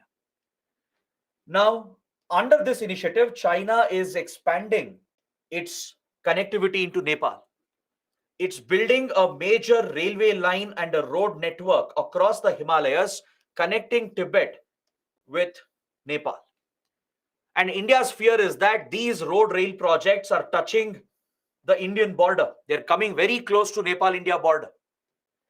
A Chinese-built road and railway line is coming to Kathmandu and even to Lumbini, which is right next to our border in UP and Bihar. So India has a strategic concern that China might use these networks, these road rail networks, to mobilize troops against India. In case tensions increase and a war were to break out between India and China, potentially China can use these road rail networks in Nepal and move the troops, bring them right next to the borders of UP and Bihar. So India has some deep concerns regarding these Chinese projects. China has offered alternate port access as well to reduce Nepal's dependency on India, on Indian ports. China has offered alternate ports to pull Nepal away from Indian influence. China has invested in the mobile internet sector, hydropower sector, in the power transmission sector. Even in cultural space, it has taken up the restoration of Lumbini. It is promoting the Mandarin language in Nepali schools. Mandarin language is being promoted in Nepali schools for Nepali school children, right? So this is where we are facing a tremendous competition with China. In all the key sectors, from infrastructure to mobile internet connectivity, power sector, cultural relations, in all these domains, we are facing a major challenge. And our biggest concern is about the road and rail network from Tibet to Nepal, which is coming close to the Indian border. Is that clear? So we keep a close watch on the relations between Nepal and China, and this is part of our complex equations with these countries. Now, let's close this chapter by discussing the recent visits that happened. That's the last point, and after that, we can end the chapter for today. Recently, Nepal's leader, Prachanda, you can see Prime Minister Pushpa Kamal Dahal, also called Prachanda, in this image with Prime Minister Modi. He recently visited India just a few months back. It was, I think, April 2023. That's when Dahal visited India, and many important agreements were signed. As I told you, Prachanda is a more balanced leader.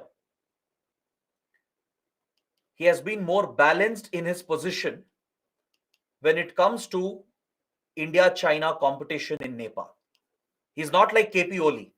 KP Oli had deliberately favored China and turned against India.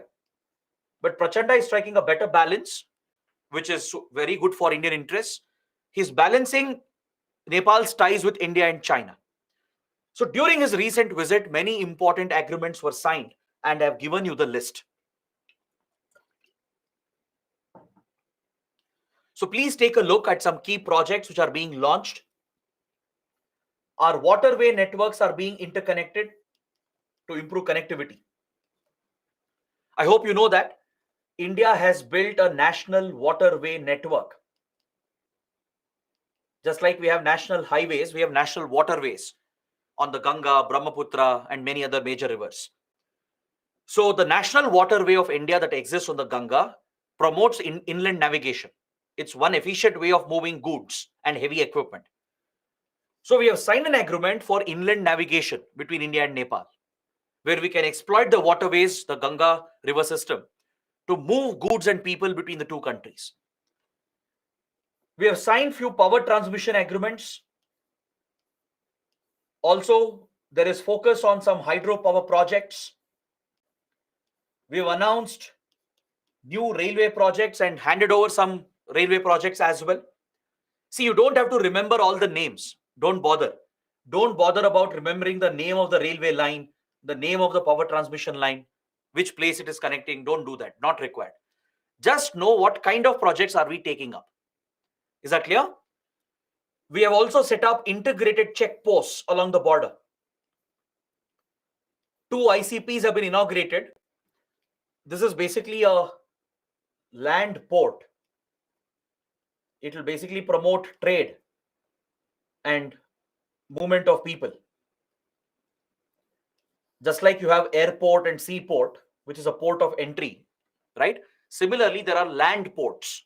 Countries which share land boundaries, they will have these border checkposts called ICPs, integrated checkposts. We have such ICPs with Bangladesh and Pakistan as well. We are setting up such ICPs with Myanmar as well. So they will provide all facilities under one single terminal, like immigration officials, custom officials, security agencies. They're all present in one single terminal, and they facilitate the quick checking of goods and documents so they can quickly move across the border. The focus is on reducing the delay in movement of goods and people. Is that clear? So we have integrated checkposts with our neighboring countries, and 2 ICPs have been set up with Nepal. 2 more are coming up. So here, maybe remember the location. Maybe this could be relevant for prelims. All right, I'll point out which fact is needed, which is not needed. The ICPs, where they are located along Nepal's border, might become relevant. There might be a question, right? UPSC might give a match the following type of question, where 3-4 ICPs are listed. You should match them with which country? Like you have Wagah Atari checkpost with Pakistan. At Wagah Atari checkpoint, right, in Punjab, we have a ICP, an integrated checkpost with Pakistan. Similarly, we have 4 ICPs with Bangladesh, 4 with Nepal, few with Myanmar. So you should know where they are located. There might be a question on this. We have also launched a petroleum pipeline project to transport fuel from India to Nepal. Right? Petroleum transportation is a major area of collaboration. We also train their civil servants and diplomats. This is part of our foreign policy. Along with IAS, IPS, and IFS probationers who clear this UPSC exam, right? When you clear and you go for your training at Labasna, Mussoorie, or when you go to Sushma Swaraj Institute in Delhi for IFS training, or if you go to the National Police Academy, the Sardar Vallabhbhai Patel National Police Academy in Hyderabad for your IPS training, there you will come across foreign cadets as well. You will come across foreign candidates from Nepal, Bhutan, Seychelles, Mauritius, Maldives. All these friendly countries, they get training from India. Their future bureaucrats, diplomats, police officers, they're all trained by Indian institutions, along with Indian probationary officers. Right? So such agreements have been signed, and even cross-border digital payments are being facilitated. The UPI payment gateway is being extended into Nepal. All right. So these were the major announcements during the latest visit. Now I'll point out one last development. Just a few days back, just last week, Nepal's Prime Minister visited China. Pushpa Kamal Dahal, he went to Beijing, met with the Chinese Premier Li Qiang. He also met with Chinese President Xi Jinping. During this visit, they have signed 12 important agreements. So this shows the big role China is also playing in Nepal. So it's a clear indication of the competition between India and China, right? But however, Nepal has refused to join the Global Security Initiative of China. Now, this is a big development. See, earlier this year, in March 2023, Chinese President Xi Jinping, he launched 3 major initiatives to position China as a global power. Xi Jinping has launched 3 initiatives called Global Security Initiative, Global Development Initiative, and Global Civilizational Initiative. All right. Through Global Security Initiative, China is trying to create a new world order. It's trying to challenge the UN system, the Western-dominated international rules-based system, and it's trying to create its own global security system. Through Global Development Initiative, it's challenging the development goals of the world, such as Sustainable Development Goals and UN-led initiatives, and it's trying to create a parallel architecture for development initiatives. Through Civilization Initiative, China is trying to promote its own ideas and ideologies. Like if Western countries promote democracy, human rights, constitutional principles, etc., China has its own vision of the world, which is contradictory to what the West believes in. So through the civilization initiative, China is trying to build civilizational ties, and it's trying to champion its version of ideology and agenda. So these three are three major initiatives China has launched in March 2023. Global Security Initiative, Global Development Initiative, and Global Civilization Initiative. It's trying to get support from other countries, from close friendly countries. So China wanted Nepal to join the Global Security Initiative, but Nepal has refused. That clearly shows that Nepal is concerned about India's interests. Nepal knows that India will not be comfortable if it joins the Global Security Initiative with China. So Prachanda is showing that balance in the relationship. Even though 12 key agreements were signed, China also is promising a lot of investments in many projects, right? So we do have a direct competition, but at least in core areas like security, international order, etc., Nepal has shown concern for India's interests and it has refused to join the Global Security Initiative. This happened just last week. That's why I feel it's an important development. So this basically covers my detailed discussion of India-Nepal relations. We have essentially covered all the key topics. Trust me, nothing else can be asked from this important chapter. Be it for prelims or mains, we have covered every key topic that is needed. And we have discussed many related topics as well that will give you a broader understanding of international relations, right? So I hope you guys have understood everything. Please bring up your questions. I'll look at some questions and then we'll take a short break. Let's take a 15 minutes break. Some is the diaspora is contributing, how large the Indian community is abroad. The rest of Himalayan, but that's isn't there a open to. All right. So let's take a 15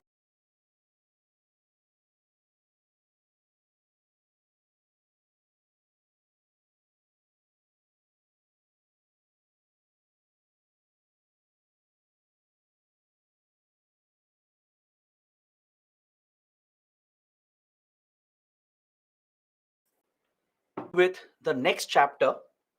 We'll focus on India's relations with Bhutan. We'll cover the next Himalayan state.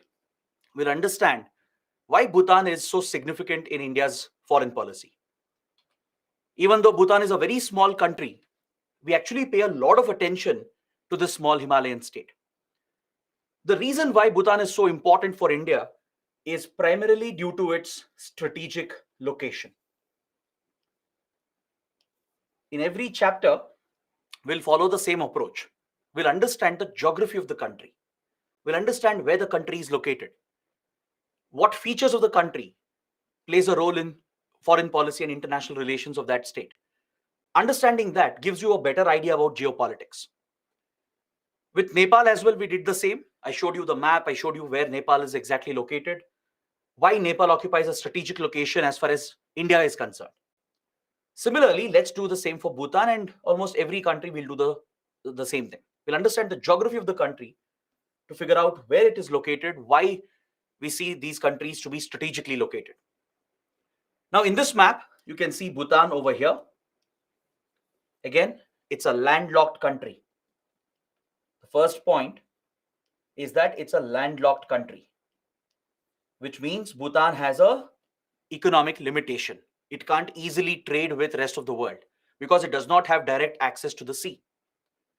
The second important point is that it is sandwiched between two major Asian powers, that is India and China.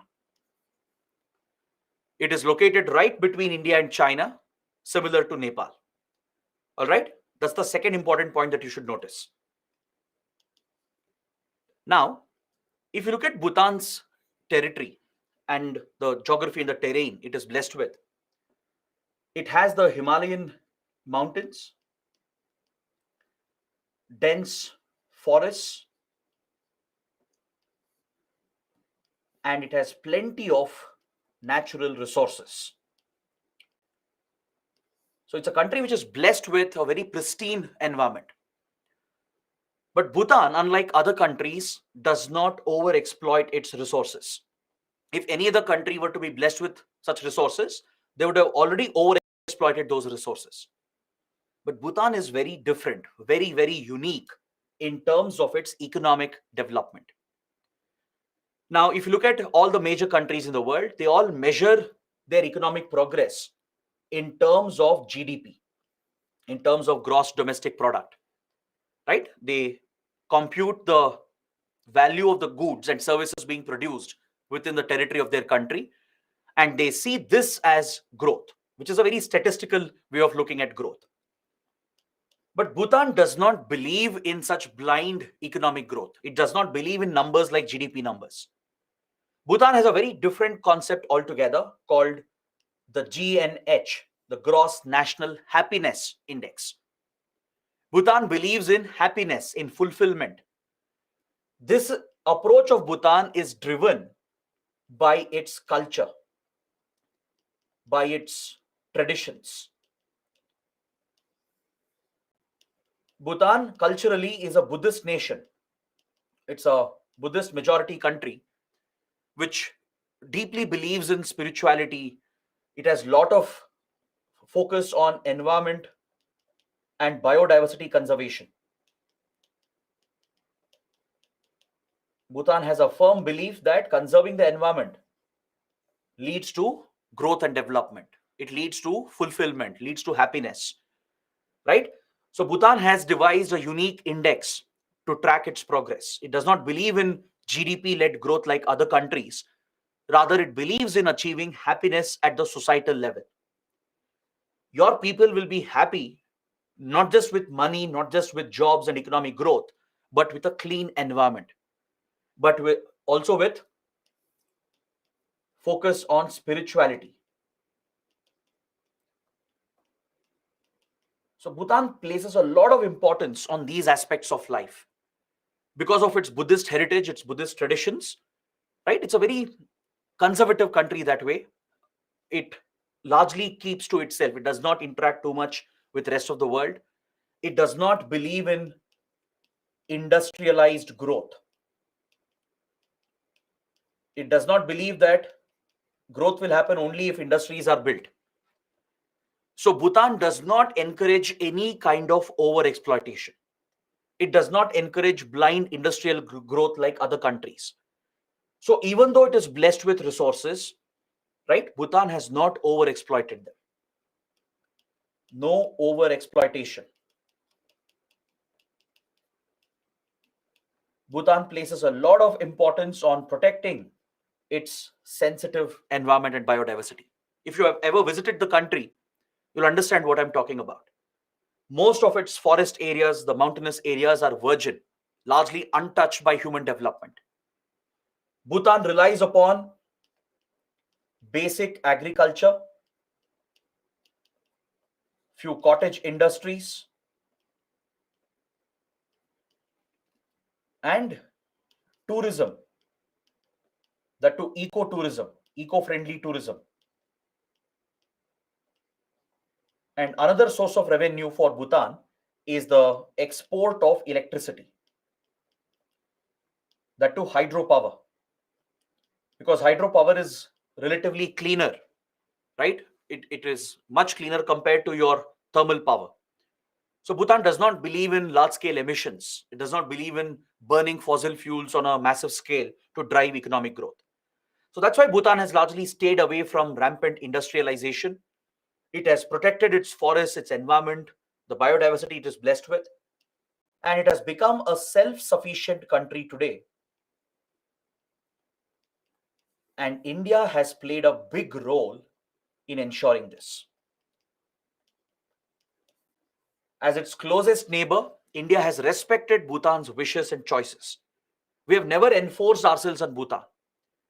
Just because it's a small country, we haven't dominated over the country. Rather, we treat Bhutan with equal respect. We treat Bhutan as an equal partner for India. So there is that trust that exists between the two countries. There is a trust-based relationship. Both the countries have protected each other, helped out each other without harming the core interests of the other country. For Bhutan, the core interest is about its environment, protection of its resources, limiting overexploitation, not contributing to global emissions, not contributing to pollution. And India respects that choice. We never force Bhutan to give us access to its resources or to pave way for industrialization and large projects. Right? India respects that choice of Bhutan. Similarly, Bhutan respects India's choice. Bhutan respects India's interests. Our biggest interest here is the security interests. The security and strategic interests of India are the priority for us. And Bhutan has always respected this, given the threats that we face here from China. Right? Even Bhutan faces the same threat. In fact, when China annexed Tibet in 1950, right, I explained yesterday that all the Himalayan countries were worried. Nepal, Bhutan, and even Sikkim, they all got worried what China would do next. So they all sought India's help, India's protection. They asked India for defense and security assistance to stand up against Chinese aggression. So India has always been there for countries like Bhutan to help in their defense.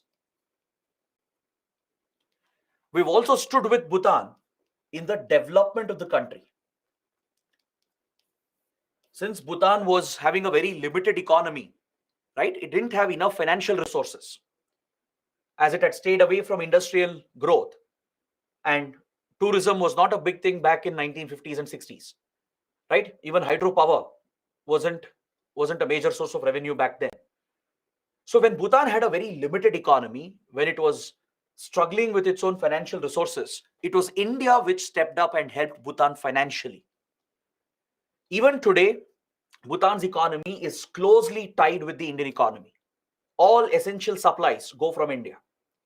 Basic food items, medicines, vehicles, construction equipment, and even other essential goods, even, for example, fuel, like petrol, diesel, LPG, right? So all basic supplies, which are crucial for any economy, right? They are sent from India. As Bhutan is very limited in its economic financial resources, we provide all the basic supplies. We've also given transit access. Bhutan can transit via India and access the seaports if required. So we have directly played a role in the defense of the country and as well as in the development of the country. From 1950s, we have ensured that we provide any assistance that Bhutan requires. Bhutan might face disasters. It might get hit by an earthquake or floods, but India will be there for Bhutan. India will stand up and deliver the assistance that is required. That is the special relationship that has been created, and many experts believe that this is truly a model relationship. This is how a bilateral relationship should be. It is a trust-based relationship. Both the countries trust each other. They've actually been very close to each other in the security and strategic domain, and that shows, that reflects in the actual relations as well. And another unique thing about Bhutan is that even today, it's a monarchy. It is a constitutional monarchy. If you look at its political setup, right, Bhutan is not a full-fledged democracy. It's not like a modern constitutional democracy. There is an elected government. There are basic rights for the people. But the government functions under the king. The king of Bhutan is the head of the state. So Bhutan is still a monarchy that way. The elected government, the prime minister, they all report to the king, who's the head of the state. And it's not just a nominal role for the king. The king plays a direct role in the government, in the executive, right? And India has had very good relations with the royal family. The current king and even the previous, the fourth king, right now it's the fifth king, we have had very good ties with the leadership of Bhutan. Indian leaders from Prime Minister Nehru to Indira Gandhi to Manmohan Singh and Prime Minister Modi, all of them have had very close ties with the royal family. Very close personal relations exist between the leaders of Bhutan and India. This plays a role as well in building the trust in the relationship. Is that clear? Now, if you look at the policy of India, we have cultivated Bhutan as a strategic buffer against Chinese aggression. Remember, we spoke about the buffer strategy yesterday. I explained how British India had developed all the Himalayan kingdoms as a buffer to the north to protect the Indian colony from any Russian invasion. So, post independence, we inherited the buffer policy of Britain and we have continued with the buffer strategy. So, Nepal and Bhutan are buffers for India against any Chinese aggression. Is that clear? Even these countries have sought India's help and assistance, especially when they felt threatened in 1950 with the annexation of Tibet. India readily stepped up and provided security assistance to these countries, and since then, we have formed a very, very close partnership. This relationship is built on the foundation of a treaty, that is the 1949 Treaty of Friendship. If India-Nepal relations are based on the 1950 treaty, 1 year before that, India-Bhutan treaty was signed. In fact, this became the basis for the treaty with Nepal as well. Is that clear? This is what defines the relations even today. Under this treaty, there are some very unique provisions, and you need to understand this. Even though it's an old topic, it is still important because that is what defines India-Bhutan relations. Under this treaty,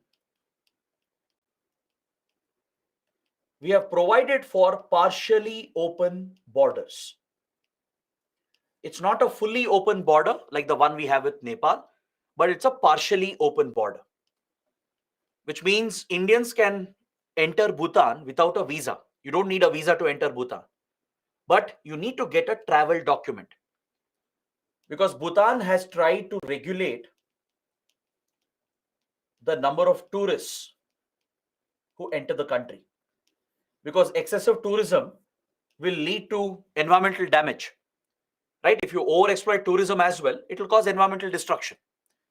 So Bhutan restricts the entry of foreigners into the country. That applies for India as well. You have to pay an entry fee, which is very high.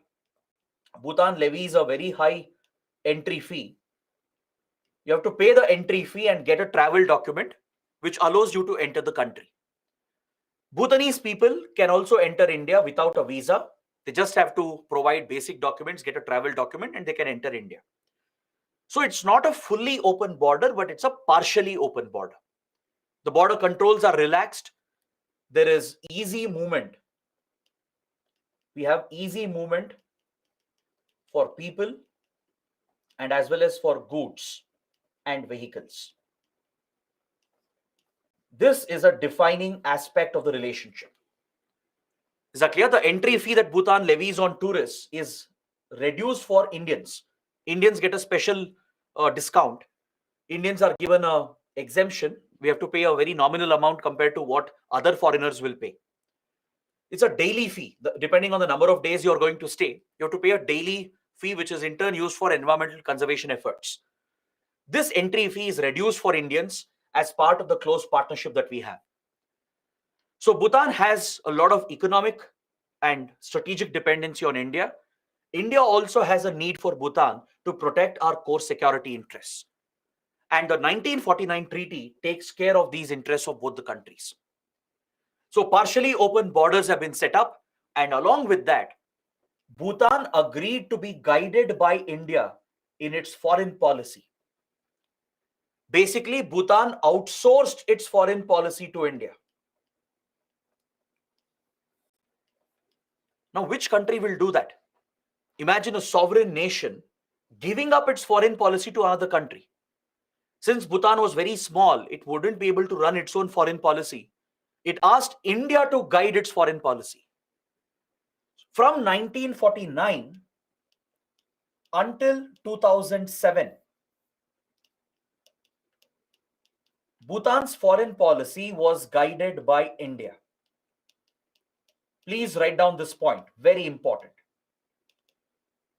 Essentially, India would guide and determine Bhutan's foreign policy from 1949 till 2007.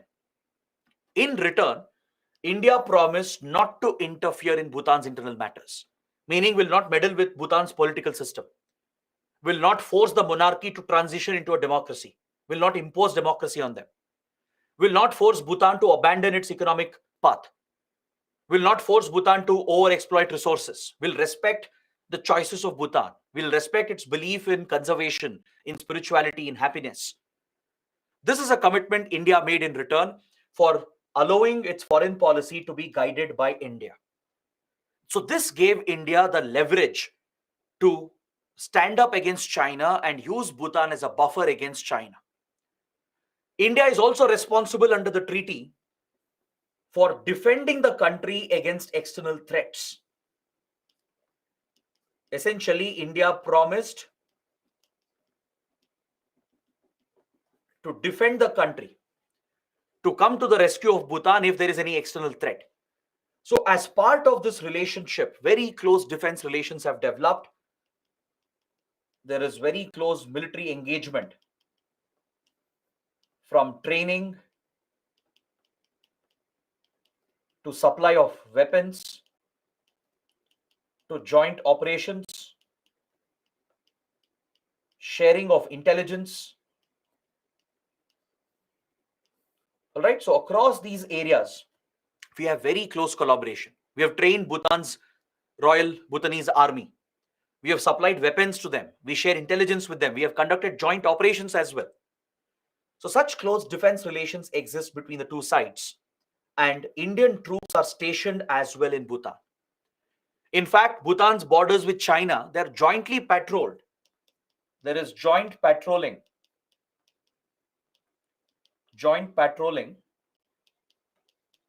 with the Chinese border, where Indian Army works with Royal Bhutanese Army.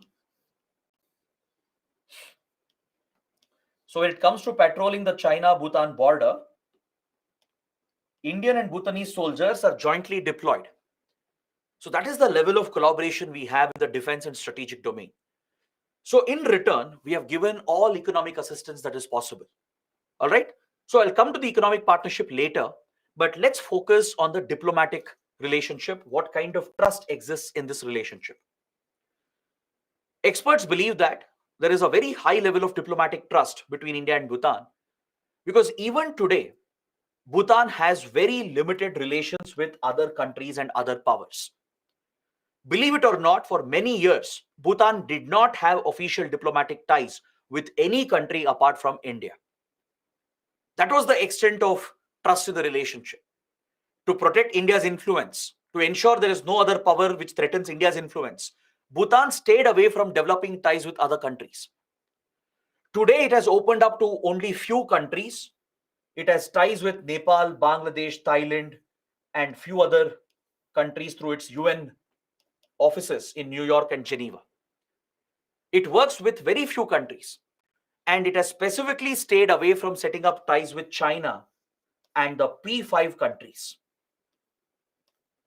This is something that's very unique. Bhutan has deliberately chosen not to have official ties with China.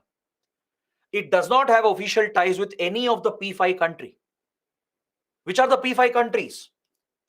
The P5 stands for Permanent Five, the permanent five members of the UN Security Council, the UNSC, which includes US, UK, France, Russia, and China.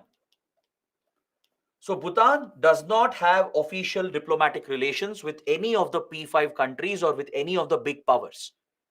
This has been done deliberately by Bhutan to ensure that India is the influential country in the region. The fact that it does not have ties with China is the most important fact for India. As Bhutan was guided by India in its foreign policy, India's advice was, don't develop ties with these countries. Allow us to be the influential country. Protect our security, strategic interests. In return, we will give you all the assistance and support that is needed. It's on this promise that the trust-based relationship has been built. India has promised not to meddle internally, not to carry out any interference inside Bhutan. Will respect Bhutan's choices and wishes. And only thing we expect from Bhutan is that our influence has to be protected, our security strategic interests have to be protected. Because both of us are facing a major threat here from China. That's why we are guaranteeing the defense of the country as well by providing all the military support needed to Bhutan. Understood? So it means Bhutan does not have an embassy in China, and China does not have an embassy in Bhutan. So Bhutan has no embassies in US, Russia, UK, France, or in any of the major countries. And even they don't have official ties with Bhutan. Bhutan has very limited foreign engagement. It has official ties with only few countries, and it works with others through its UN offices, right? At the UN headquarters in New York.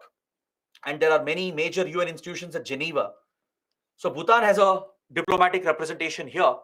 Through these UN offices, it will work with other countries. Today, Bhutan has emerged as a leading country with regard to climate change efforts. Because of its commitment to conserve the environment, to tackle emissions and pollution, it has a strong commitment to act against climate change, and it's one of the few countries in the world which are already carbon neutral. Since it has not industrialized its economy, it does not depend on fossil fuels, right? It does not contribute to emissions, greenhouse gas emissions. So whatever emissions come from the country, they are negated by the forests, by the massive forest cover, which acts like a natural carbon sink. Bhutan has never depended on fossil fuels. It has very minimal dependency. Whatever emissions come from the country, from agriculture and other activities, they are compensated by its forests, which act as a carbon sink.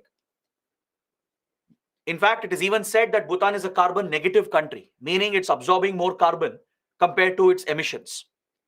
It's not just carbon neutral, it's carbon negative.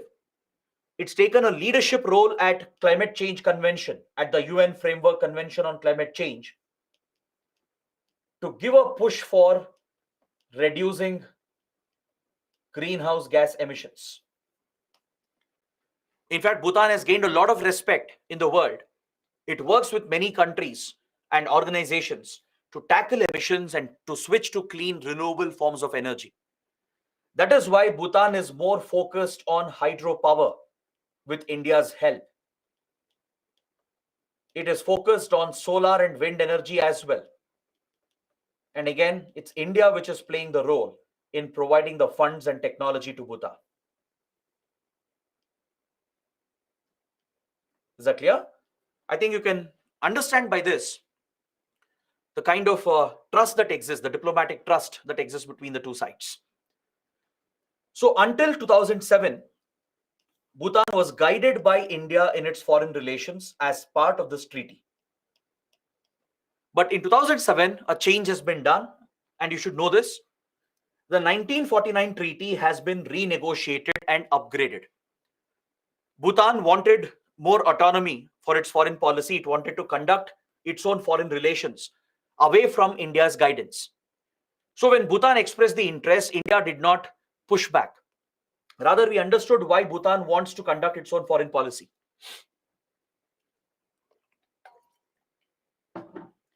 So we respected Bhutan's wishes and we renegotiated the treaty in 2007.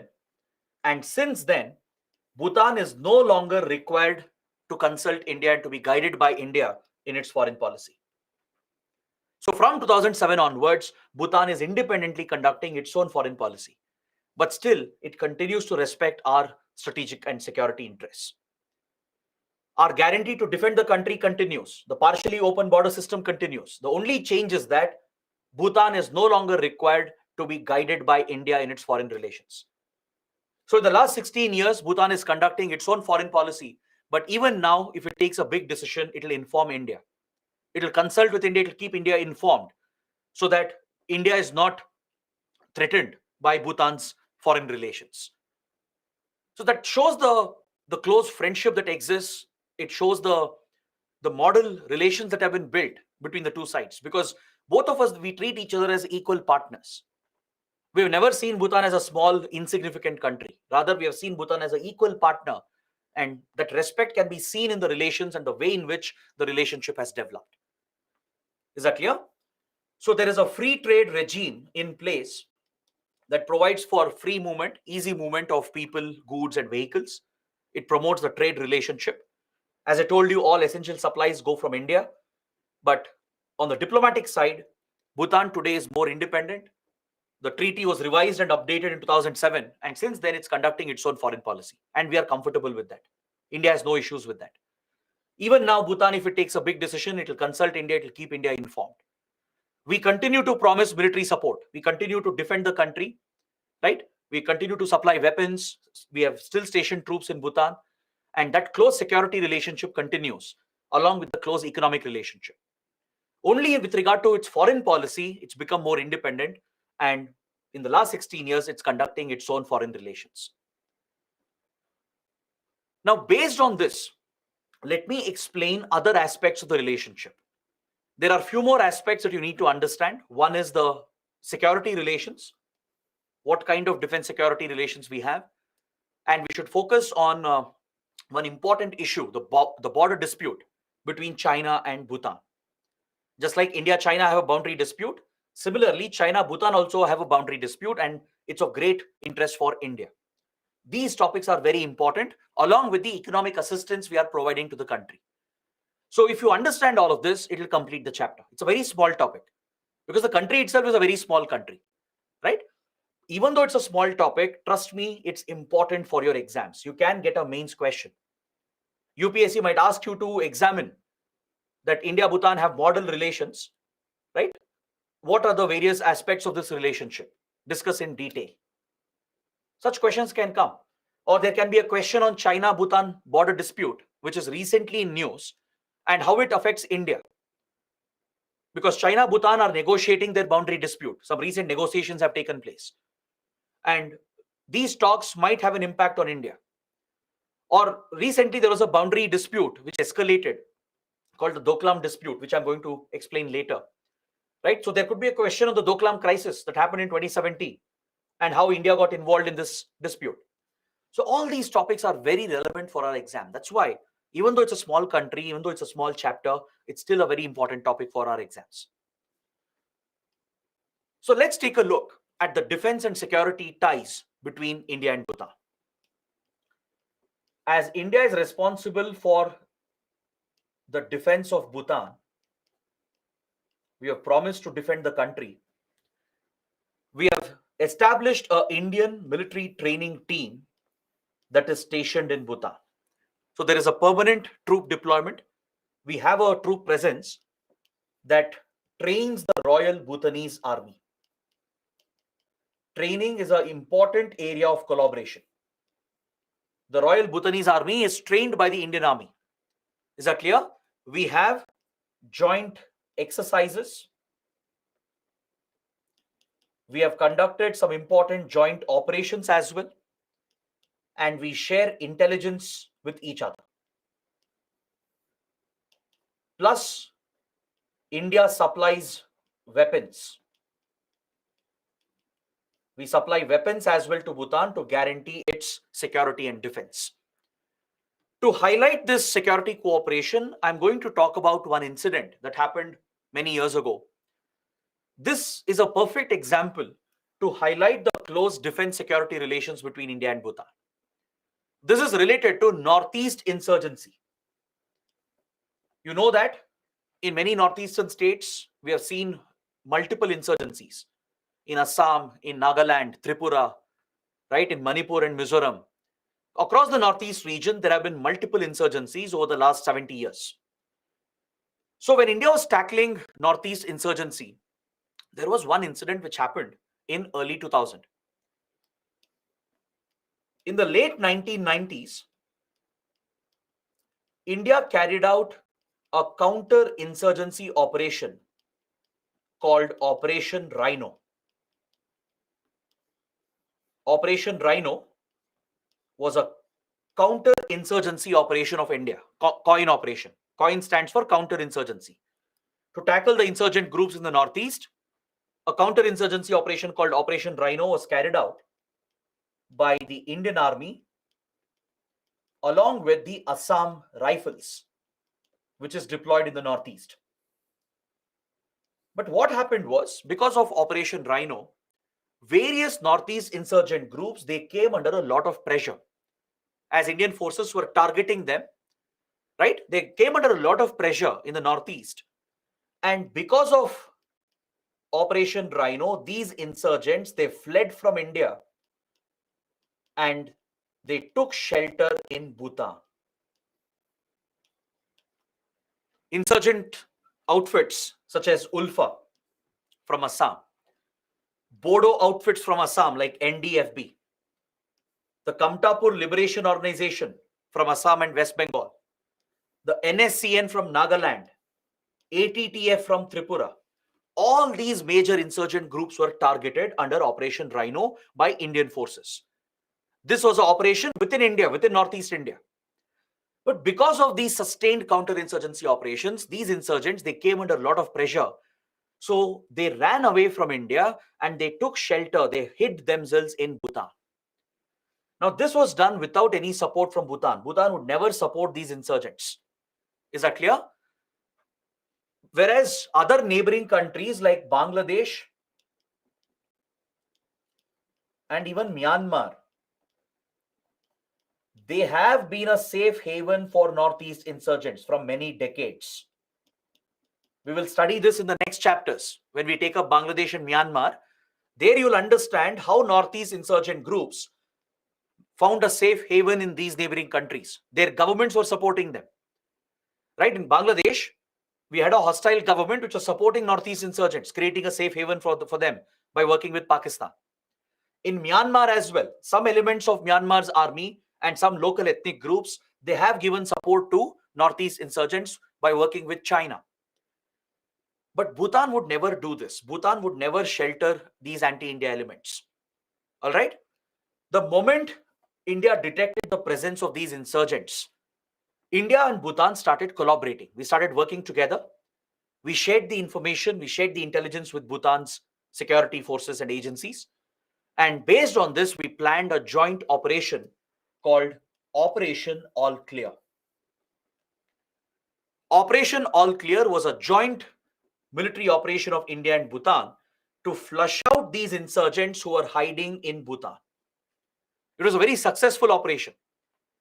The Indian Army deployed special forces.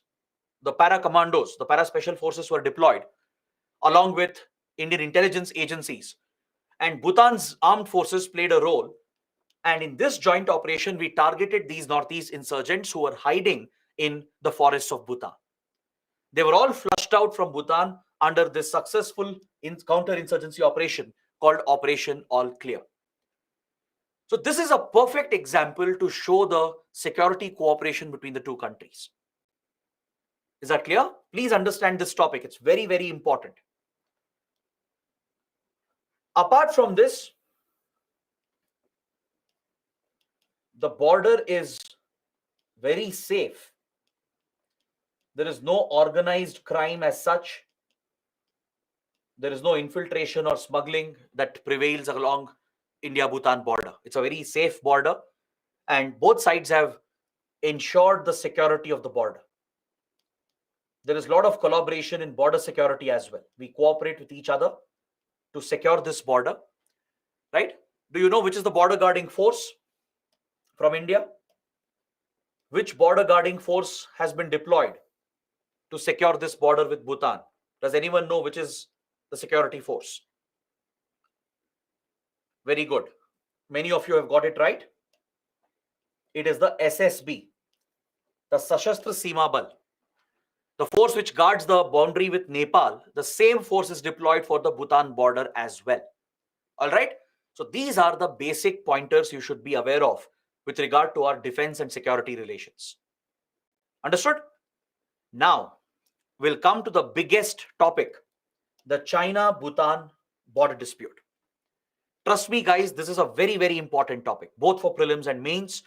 It's been recently in news. In 2017, we had a major crisis and an escalation that involved India as well.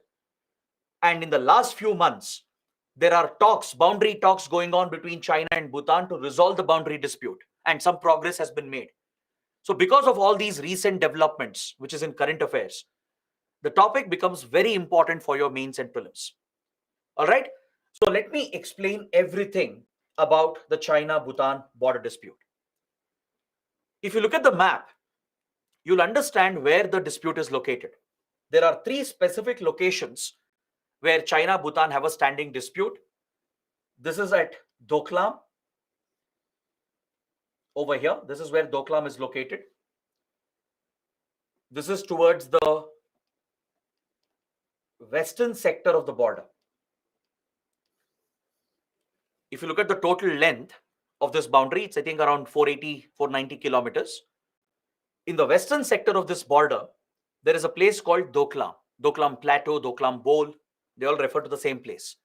It's part of Bhutan's territory. It belongs to Bhutan. It is also under Bhutan's control. But China has always tried to claim Dclam for itself. And recently, there was a major escalation at Dclam that involved India. All right, I'll come to that. I'll discuss the Dclam crisis. But please note that in the western sector of the boundary, there is a disputed location called Dclam. In the northern part of the boundary, there are two places, that is Jakarlung and Pasamlung. These are the three disputed sites along the China-Bhutan border. See, when China was established in 1949, that's when People's Republic of China was established. The PRC, as I told you, was an expansionist aggressive power. It was constantly trying to expand its territory. Then in 1950, it annexed Tibet. And overnight, it became a neighbor of India, Bhutan, and Nepal. Correct? Or else we wouldn't have this boundary with China. Because China annexed Tibet, these boundaries became part of our international borders. So China disputed the validity of these boundaries. Because these boundaries that you see here, they were all negotiated during the British era. According to China, there were British era boundaries.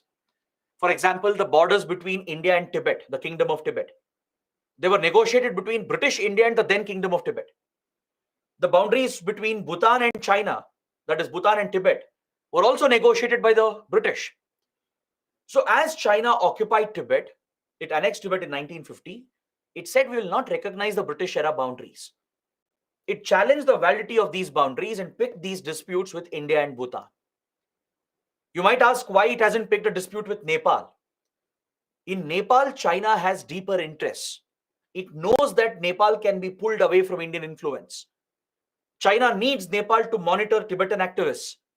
That is why China is not picking disputes with Nepal, but with Bhutan, which is closer to India. China is trying to constantly undermine the Indian influence in the region. This is an extension of the five-finger policy that I explained earlier. Because Bhutan is one of the five fingers. Just like Nepal, then Sikkim, Ladakh, and Arunachal Pradesh, Bhutan is one of the five fingers of Tibet, according to China. So China's control on Tibet will be strong when these five fingers of Tibet are destabilized. That has always been China's focus. So it has raised these disputes at Dclam, Jakarlung, and Pasamlung, and these are the three major boundary disputes that exist.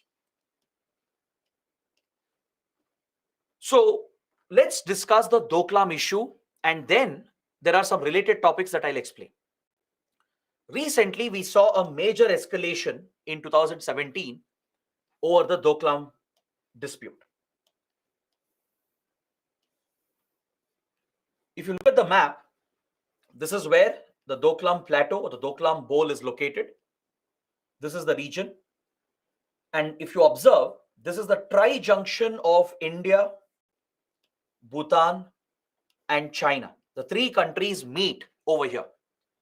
This is our state of Sikkim, which merged with India in 1975. Correct? So Dclam is a place where India, China, and Bhutan meet. It's a tri-junction point. Right next to Dclam, there are some strategic locations, very important locations from a military perspective. Can you see the Chumbi Valley here? This is the Chumbi Valley of Tibet. It's a protrusion of Tibet between Sikkim and Bhutan. This serves a very big military purpose for the Chinese PLA. The Chinese army has a major military presence in Chumbi Valley, which allows China to dominate over India and Bhutan. Right next to Doklam, you can see the strategic Nathula Pass in Sikkim. I already explained, Nathula is an important route. It's a historical route that has connected India with Tibet. Since ancient times, Buddhism has traveled through this route to Tibet and China. There is local trade, border trade that exists in ancient medieval times and even in modern times. It's a route for Kailash Manas Sarovar Yatra, which is in Tibet. Along with that, Nathula is of great military and strategic significance as well, because both India and China have a strong military presence over here. We have had many clashes in the past near Nathula, right? In the 1962 war, Chinese troops invaded this region and they came very, very close to India's weakness, which is the Siliguri corridor that you can see over here. India's concern here is the Siliguri corridor and the Nathula Pass. This narrow stretch of land called the Siliguri corridor, it is a choke point for India. It's a strategic choke point. It's a very vulnerable region for India and it's called the chicken's neck. It's as vulnerable as a chicken's neck. Now please look at the map. Look, see how narrow this territory is, this land corridor is. It's essentially a small patch of India that is the only connection between Northeast India and the rest of the country. Because Siliguri corridor is surrounded by two foreign countries. This is Nepal here. This is Bangladesh here. So the Siliguri corridor of India is a narrow patch of Indian territory which is sandwiched between Nepal and Bangladesh. The width here is hardly around 20 to 80 kilometers. Right? This is the width that is available here. It's a very small, narrow corridor and the only connection that links Northeast India with the rest of India. So since the 1962 war, India has had a major concern that China might always try to capture Siliguri and impose a blockade which would cut off the Northeast from India. This is the weakness that we have at Doklam. That's why it's a choke point for India. Indian strategic establishment, our armed forces, the defense ministry, intelligence agencies, foreign ministry, they all look at Siliguri as a weakness. It's a choke point for India because it's a narrow patch of India which can be blocked, which can be cut off by an enemy. This threat came real, almost came real during the 1962 war when Chinese troops invaded through this region and came very close to Siliguri region. Siliguri is in West Bengal. This is West Bengal here. All right. Also, the terrain is difficult after Siliguri. You reach the Darjeeling area from where you have hilly mountainous region. So connectivity to Northeast is also complicated through Siliguri corridor. It's not easy to build roads and railway lines to connect the rest of India with Northeast India. So Siliguri is of great strategic significance for us. It's a vulnerability for India. It's a weak point. It's as weak as a chicken's neck. It's very slender. It can be broken off easily. That is why India sees this as a choke point. Now, Doklam is very close to the Siliguri corridor.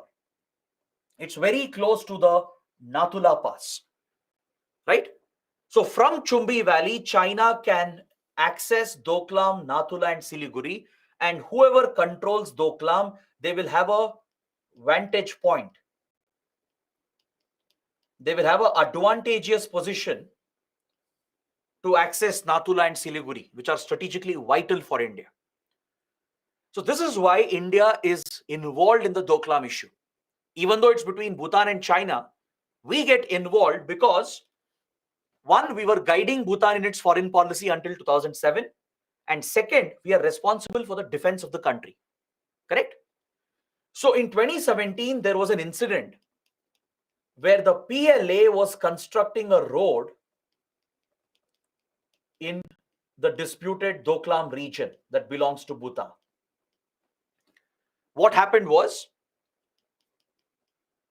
there was a patrolling team of Indian Army and Royal Bhutanese Army. They were on a patrol, right? Both India and Bhutan have deployed troops here at Dclam. So they were conducting a joint patrol, and they were shocked to find Chinese soldiers in Bhutan's territory where they were building a illegal road. Illegal road construction was being taken up. So immediately the Indian troops objected to this construction activity. The Indian Army, along with the Bhutanese forces, we tried to prevent the Chinese PLA from building this road. So this led to a military confrontation. It led to a border clash. And the troops, they engaged in a fist fight. They engaged in a hand-to-hand fight that led to injuries on both the sides. See, between India and China, you don't see the opening of fire. You don't see that Indian troops and Chinese troops, they don't open fire against each other, right? That's because there are few boundary agreements which obligates India-China from not opening fire against each other. We'll discuss those agreements under India-China later. In the last 50 years, after 1962 war, we haven't seen a direct military confrontation where we have opened fire against each other. It's not a coincidence. It's because there are few boundary agreements we have signed in 1990s that establishes a basic protocol on how India-China have to behave near the disputed boundary. So both Indian and Chinese soldiers are prohibited from carrying heavy weapons near the border when they are on patrol. They are prohibited from opening fire against each other. Because of these boundary agreements, a certain degree of peace has prevailed, and clashes and incursions haven't turned into a full-fledged conflict.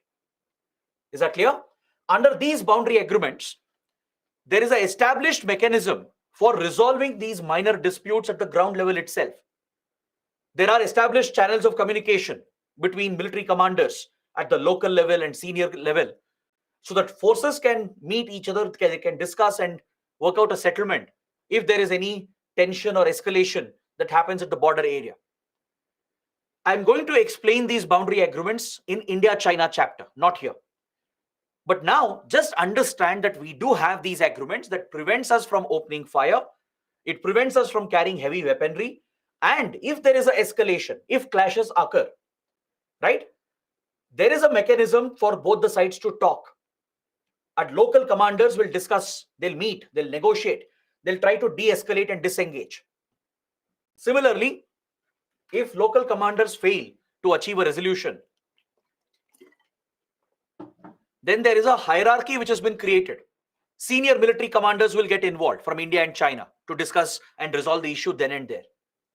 The idea is to ensure that minor disputes and clashes does not turn into a bigger conflict, right? If you don't have these mechanisms, every small clash or incursion could turn into a war. So to prevent this from happening, in 1990s, we have signed a series of agreements. These boundary agreements, they are the ones which are preventing a war between India and China. Even during the latest Ladakh crisis which happened, right? There was a major escalation. Soldiers were killed on both the sides. But still it didn't turn into a conflict because both the sides were pushed to de-escalate and disengage following the talk process which is provided under these boundary agreements. So these agreements prevent both sides from opening fire and carrying heavy weapons. That is why when there is a clash, when there is an incursion, you will see that Indian troops and Chinese troops, they beat up each other. They throw stones, they use hockey sticks or cricket bats or baseball bats to beat up each other. They engage in a hand-to-hand fight. Some of you might wonder, you might have read this in newspapers. Just last year in Tawang, in Arunachal Pradesh, there was another clash which happened. Again, Indian Chinese soldiers, they fought hand-to-hand. Even in the Ladakh crisis in 2020, in the Galwan River Valley clashes, around 20 Indian soldiers were martyred. For the first time, so many soldiers were killed after 1962 war. Many Chinese soldiers were also martyred. But these deaths did not occur due to opening of fire, because both are prohibited from opening fire. These deaths happened at Galwan River Valley because both the sides pushed each other, and many soldiers, they slipped and fell in the Galwan River Valley. It's because of those injuries that the soldiers died, because of the hand-to-hand combat. But both sides cannot open fire against each other, and since at least 1970s, both sides haven't fired against each other. All right. Now in Doklam in 2017, when Indian troops detected the Chinese road activity, we objected to it. Why? Because India has an obligation to defend Bhutan. And not just that, Doklam is strategically vital for the Indian army. As I explained, it's very close to Nathula and Siliguri. Whoever controls it, they have a vantage point. India was very clear that China cannot take up such construction activity in Bhutanese territory. So we tried blocking the Chinese construction. That led to a clash between our troops, and many soldiers got injured on both the sides. This escalated very quickly and resulted in tensions between the two sides. Both India and China brought reinforcements. They mobilized more troops. They started bringing more troops and military equipment near the region, into the region, and things were escalating very quickly. It appeared that as if India and China were getting ready to go for a war or a conflict over Doklam issue. Now, that is how important Doklam was to India. Even though it's Bhutan's territory, it's part of Bhutan-China dispute, India got deeply involved and directly involved because Doklam is strategically very significant for India. So both countries mobilized troops, which further escalated the tensions. And all the mechanisms we had, the border mechanisms, which I was mentioning, these mechanisms failed to give a result. These boundary agreements, which I was talking about, they did not give the desired results. The talks were failing between the military commanders, and there was no de-escalation. They failed to achieve a de-escalation. They couldn't disengage their troops and pull back the troops. There were constant tensions between the two sides for several weeks, and it became a major dispute between India and China. Is that clear? That is why the Doklam dispute is so important. The dispute was finally resolved with the intervention of the Prime Minister of India and the President of China. At the highest leadership level, an intervention was done through the Wuhan informal summit. At the Wuhan informal summit, Prime Minister Modi requested Chinese President Xi Jinping for a talk because all other mechanisms were failing. The established border mechanisms under which military commanders were talking, that was not giving results. Now this had escalated to senior officials, the army chiefs, intelligence chiefs, foreign ministers, defense ministers. They were all engaging, even national security advisors. They were all talking to each other, but it wasn't giving a result. So this standoff continued for several weeks, and one mistake from each side could have easily turned this into a full-blown war. So to prevent this from happening, Prime Minister Modi reached out to Xi Jinping and asked for an informal summit. So this informal meeting happened in Wuhan, in China, and it gave an opportunity for the two leaders to discuss freely. In an informal summit, there is no structure. It's not an organized summit where everything is pre-decided. So it gives flexibility to the leaders to discuss the issue they want. So Prime Minister Modi used the opportunity to discuss Doklam issue, and both leaders agreed to de-escalate. They promised to de-escalate and disengage their troops from the region. That is how the Doklam crisis was resolved in 2017-2018. Is that clear? It shows the extent to which India went to defend Bhutan, because Doklam is so critical for us and we are obligated to defend Bhutan. That is the key point you take away from this. All right. But however, we have noticed later that China, as usual, has betrayed its commitments. In the last few years, India has been saying that China is breaching the border agreements of 1990s. It's not following the protocols and the border mechanisms that we created in 1990s. It's deliberately breaching them. And apparently, it has betrayed India on the Dclam commitment as well, that was made at Wuhan informal summit. Both sides had promised to de-escalate and disengage, but later we have noticed that the Chinese army has completed the road construction which started this crisis. That road construction has been completed in Bhutan's territory. A PLA settlement has come up near Dclam. This is contrary to the promise that China had made. It means China is deliberately escalating again and again. All right? This strategy of China is often referred to as the salami slicing technique. This is the salami slicing technique of China. What does it mean? It basically refers to the incremental annexation that China carries out of foreign territories. As you know, China being an expansionist power, it has disputes with all the neighbors. And experts have noticed a strategy of China. What China does is that it deliberately triggers an escalation by first carrying out such incursions. That is, by entering the foreign territory or by trying to construct a road or a settlement. Deliberately, it will challenge the sovereignty of the country and it will carry out an incursion where Chinese troops enter the foreign territory. Then, what they do is that they appear to negotiate.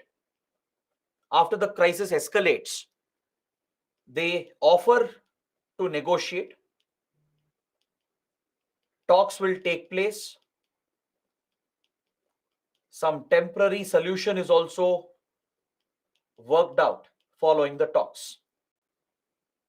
And then what China does is that it will occupy some of that area. And this process will repeat over years and years. China will not occupy territories in one go. This is one pattern, one strategy that we have noticed. That's why many strategic experts call it the salami slicing technique. Salami is a meat cut. It's a type of meat cut where you cut salami by slicing it. You cut salami by slice. Similarly, China slices your territory. Instead of occupying the whole territory at one go, it carries out a creeping incremental annexation. This will happen not in months or years, it will happen over decades. This is a Chinese strategy of expanding its territory and dominating the border areas with all the neighbors, not just India.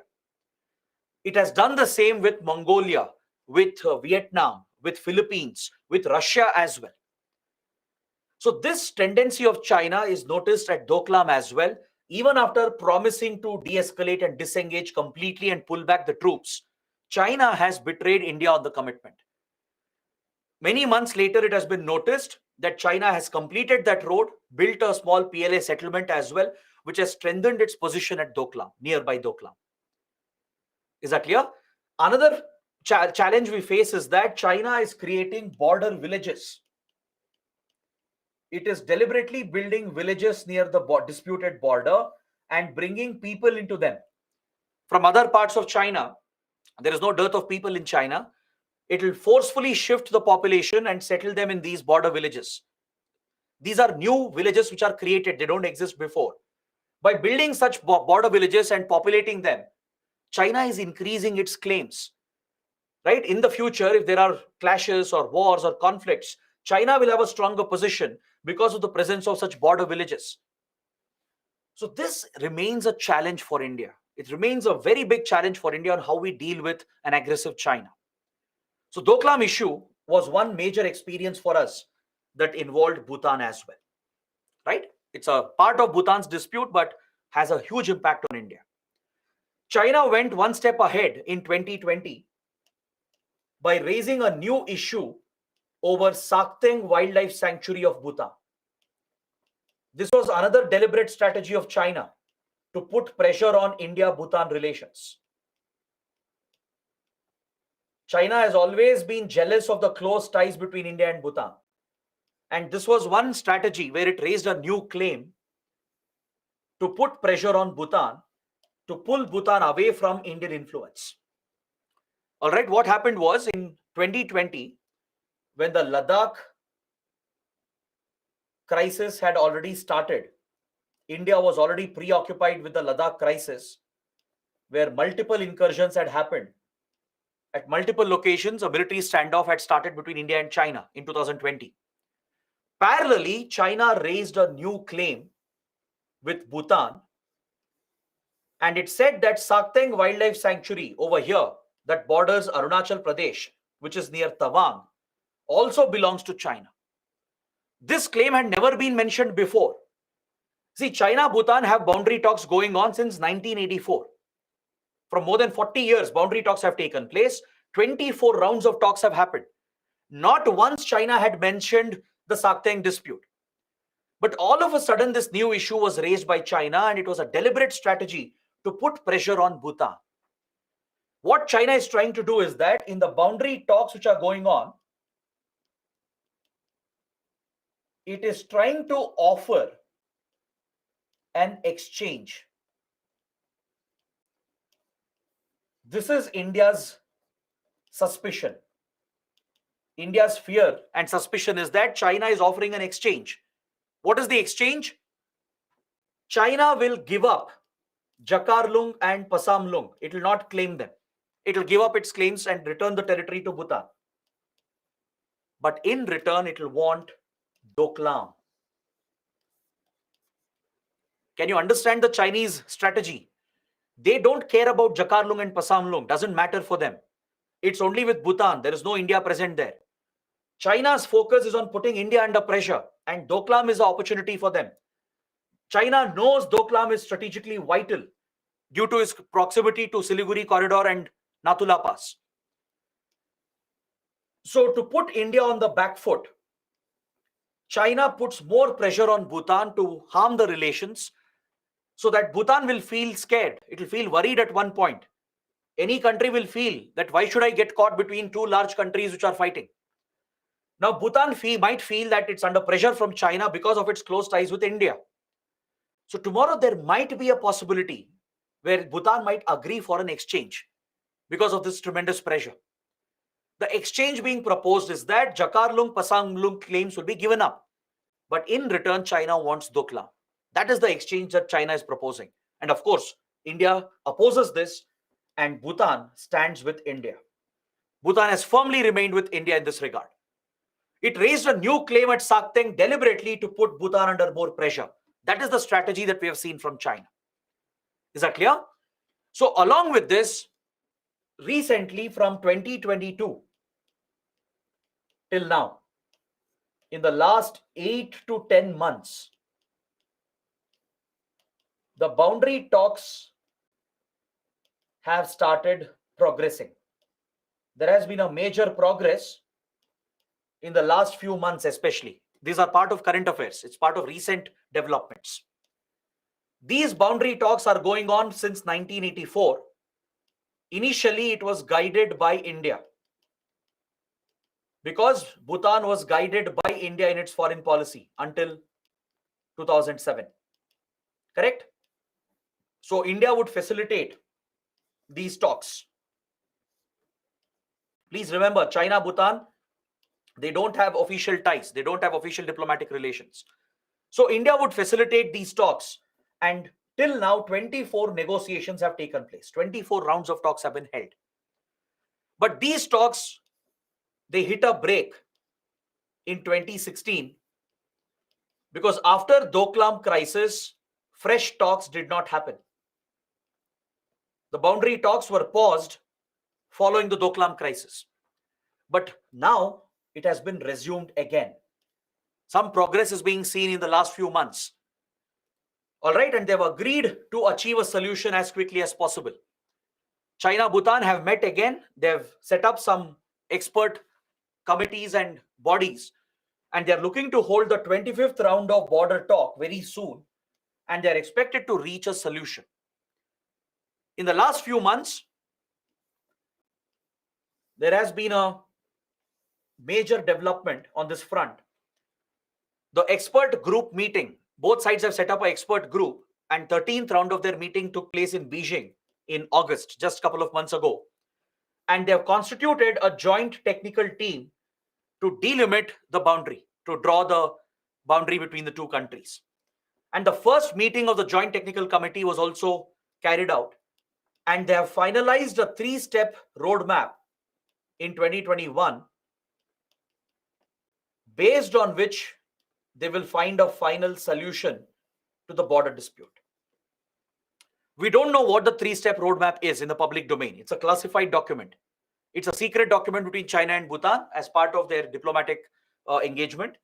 Even though it does not have diplomatic relations, boundary talks are going on, and they have finalized a 3-step roadmap, a 3-step approach, which includes establishing an expert committee and a technical committee, and they're looking to hold the 25th round of talks as soon as possible to finalize a solution. So maybe in the coming months, maybe next year, we might see some development on this front. So India is closely watching these developments. There might be a final solution, but we know for sure Bhutan will not betray India. It has always stood by India. It will protect India's interests. It will not agree for an exchange without India's consultation and approval. Right? But India closely watches the boundary talks which are going on, and Bhutan is sharing that information as well, telling India what's happening, keeping India updated regarding the boundary talks. Is that clear? So it's a very big topic. It's a very important topic that is relevant for India, for India's interests. So please pay attention in your current affairs for China-Bhutan boundary dispute. In the nearby future, there might be new rounds of talks. There might be a final solution as well, right? So how it impacts India is an important topic for our exam. So with this, we are at the last part of the discussion. We will cover the economic cooperation and the various initiatives that are present between India and Bhutan. That will complete our discussion for today, and we can close the class for today. Coming to our economic partnership, you already know that Bhutan has a lot of dependency on India. India has given tremendous support from 1950s itself.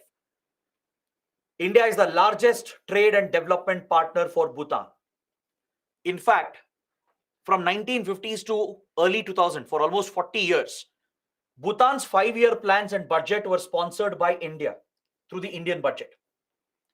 In our yearly budget, there would be a separate allocation made for Bhutan. That was the financial support given by India. Direct budgetary support was given.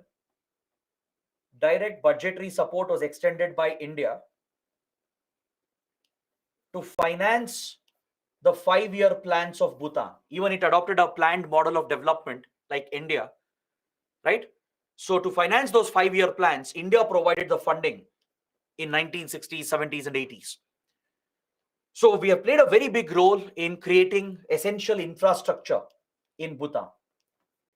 We have funded many key initiatives, and we set up Project Dantak in 1960s to carry out construction of roads and infrastructure in the country.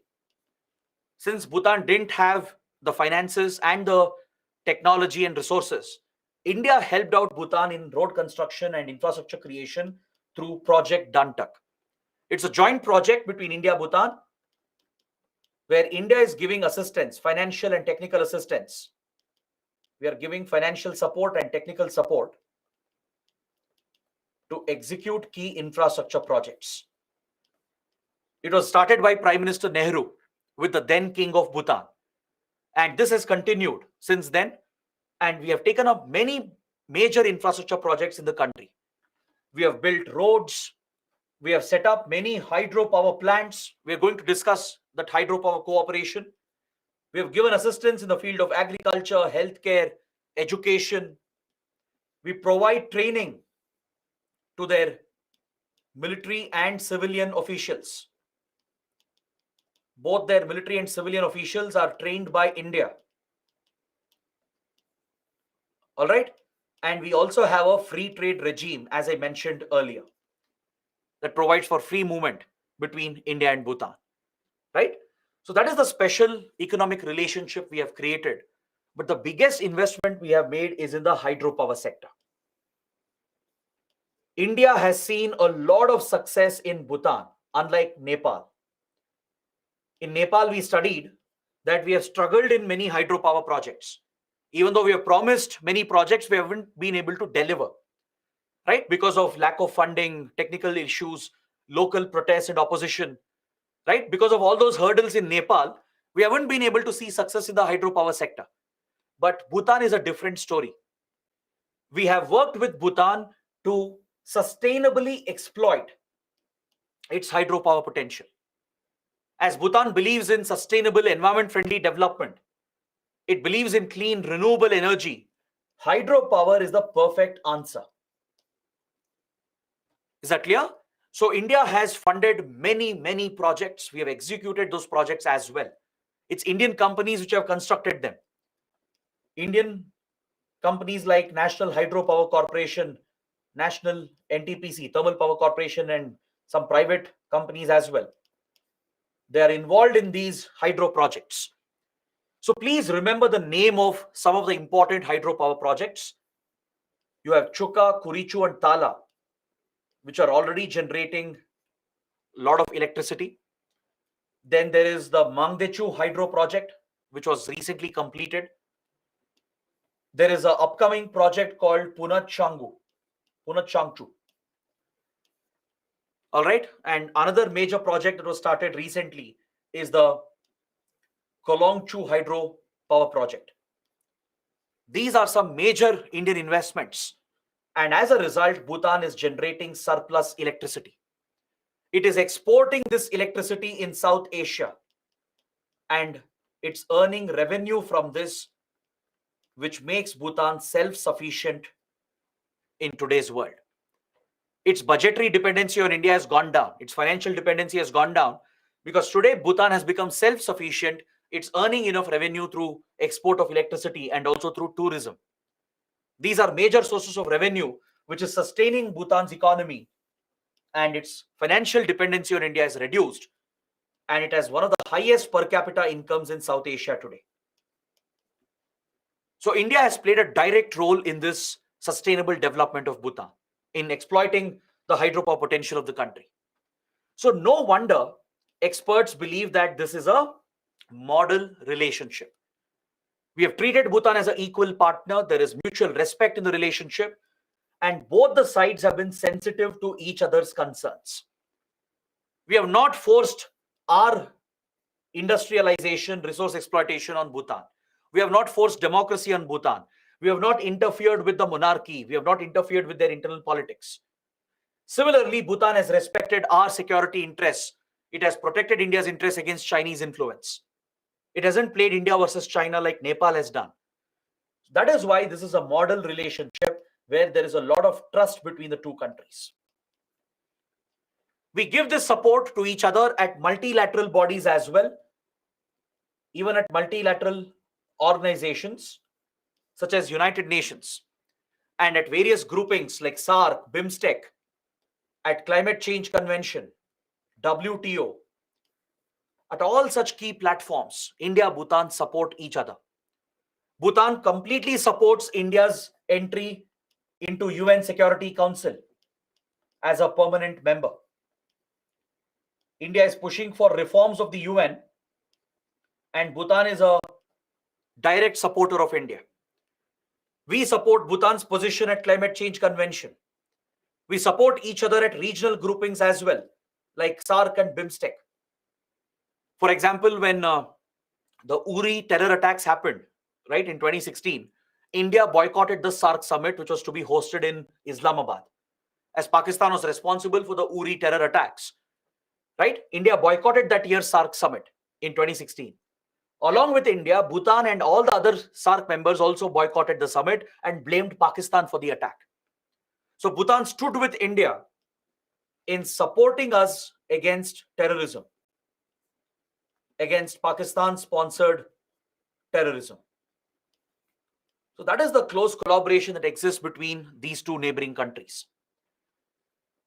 Now coming to the BBIN corridor, you already know what BBIN is. We've just discussed that under Nepal, but I'll explain why Bhutan has not joined. It has not joined because of its environmental commitment. That is the reason. Bhutan's commitment to gross national happiness, its strong commitment to environment, biodiversity conservation and protection has prevented Bhutan's parliament from approving the initiative. Bhutan's parliament has rejected this proposal. Bhutan's government was interested, but the parliament rejected the initiative in 2015. That is why Bhutan has not been able to join the BBIN corridor. It's on environmental grounds. Because if the corridor is set up, Bhutan's worry is that large goods carrying trucks will enter the country from India, Bangladesh, Nepal. The movement of trucks will increase. That can cause air pollution, contribute to more emissions of greenhouse gases, which could harm the environment and biodiversity of Bhutan. This goes against the climate commitments of Bhutan. That is why Bhutan's parliament rejected BBIN in 2015. All right, but the door is always open. India has kept the option open. If Bhutan wants, it can join any time. That's why it is still called BBIN corridor. As of now, India, Bangladesh, Nepal have gone ahead. They've signed the motor vehicles agreement, but Bhutan has stayed out of it because of environmental concerns. We also have close cultural ties between each other. It's one of the focus countries under the Buddhist Circuit Initiative. The Buddhist Circuit Initiative of India focuses not just on Nepal, but also on all the Asian countries where Buddhism is popular, be it Bhutan, Sri Lanka, Myanmar, then many countries from Southeast and East Asia. They are the focus of our Buddhist Circuit Initiative to attract more tourists from Japan, from China, from South Korea, from Thailand, and all Southeast Asian countries, and from our neighboring countries as well, where Buddhism is a major religion. Right? So we do engage in soft power diplomacy to build our close cultural ties, which is rooted in Buddhism. And we also provide many scholarships. We provide many scholarships to students and professionals. We help them in training and capacity building through a program called ITEC program. ITEC is a very important initiative.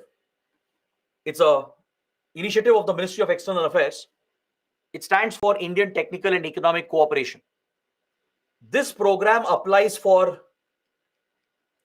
many developing and underdeveloped nations.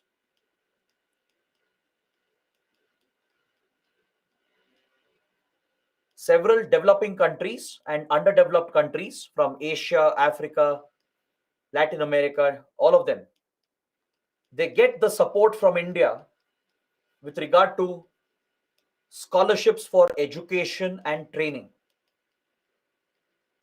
That is the focus of ITEC program. And Bhutan is one of the beneficiaries. All right, every year we assign a quota to different countries, developing, underdeveloped countries. They all get scholarships. They can send their students to Indian colleges, Indian universities. We conduct training programs as well in their countries to train their government officials, their professionals, etc. It's basically a training, educational and capacity building program, right? So under this, we are sharing technical knowledge, economic knowledge, giving them skill building or skill development. So these scholarships are extended as part of the people-to-people relations under ITEC program. So many developing, underdeveloped countries benefit from this, and Bhutan is one of them. It's one of the beneficiaries of the ITEC program. So this explains the close relations between the two sides. And recently, the visit of Bhutan's king to India was a very positive development. Just a few months back, in April, Bhutan's king, Jigme Kesar Nangmyal Wangchuk, paid a very important visit to India, and both the sides have launched some new initiatives. India has agreed to provide an additional line of credit, which is a fresh concessional loan to finance some projects, infrastructure projects in Bhutan. We've also agreed to speed up the hydro projects which are pending, especially the Sangkosh and Purat Sangchu projects which have been delayed. We have also revised the tariff, the rate at which India is purchasing electricity from the Chuka hydro project, and we are agreeing to buy more power from the Basochu power project. The tariff rates have been renegotiated. We have agreed for a higher price, so Bhutan will get more money from exporting electricity to India. So it will help us bridge our energy deficit. We'll also resupply this to Bangladesh and Nepal through the power grid that we have created, through the power transfer arrangement that we have created. With Bhutan as well, an integrated check post is being set up at Jaigong. All right, please remember this. And the first ever cross-border railway link from Kokrajhar in Assam to Gelupu is being built. It will be a railway link, the first railway link between India and Bhutan, right, from Kokrajhar, which is a border district in Assam, that will be connected with Gelupu in Bhutan through this railway link. So this major project was announced, and many new areas have been identified, like space, science, technology, engineering, mathematics, upskilling, technology and innovation. All these new emerging sectors have also been identified as areas of cooperation between the two countries. So that is the positive development that we saw during the latest visit of Bhutan's king to India. So that is part of your current development, recent development. So all these topics, the border dispute, the importance of Bhutan, the historic relations we have, the close economic ties, the strategic ties, and the cultural relations, they're all equally important for your mains and even for your prelims. All right. So identify the border states. Go back to the map. Go back to the first map that I showed you. Identify which Indian states share the border with Bhutan. That's another important exercise for you, for your prelims. All right. So with this, I complete my detailed discussion of the Himalayan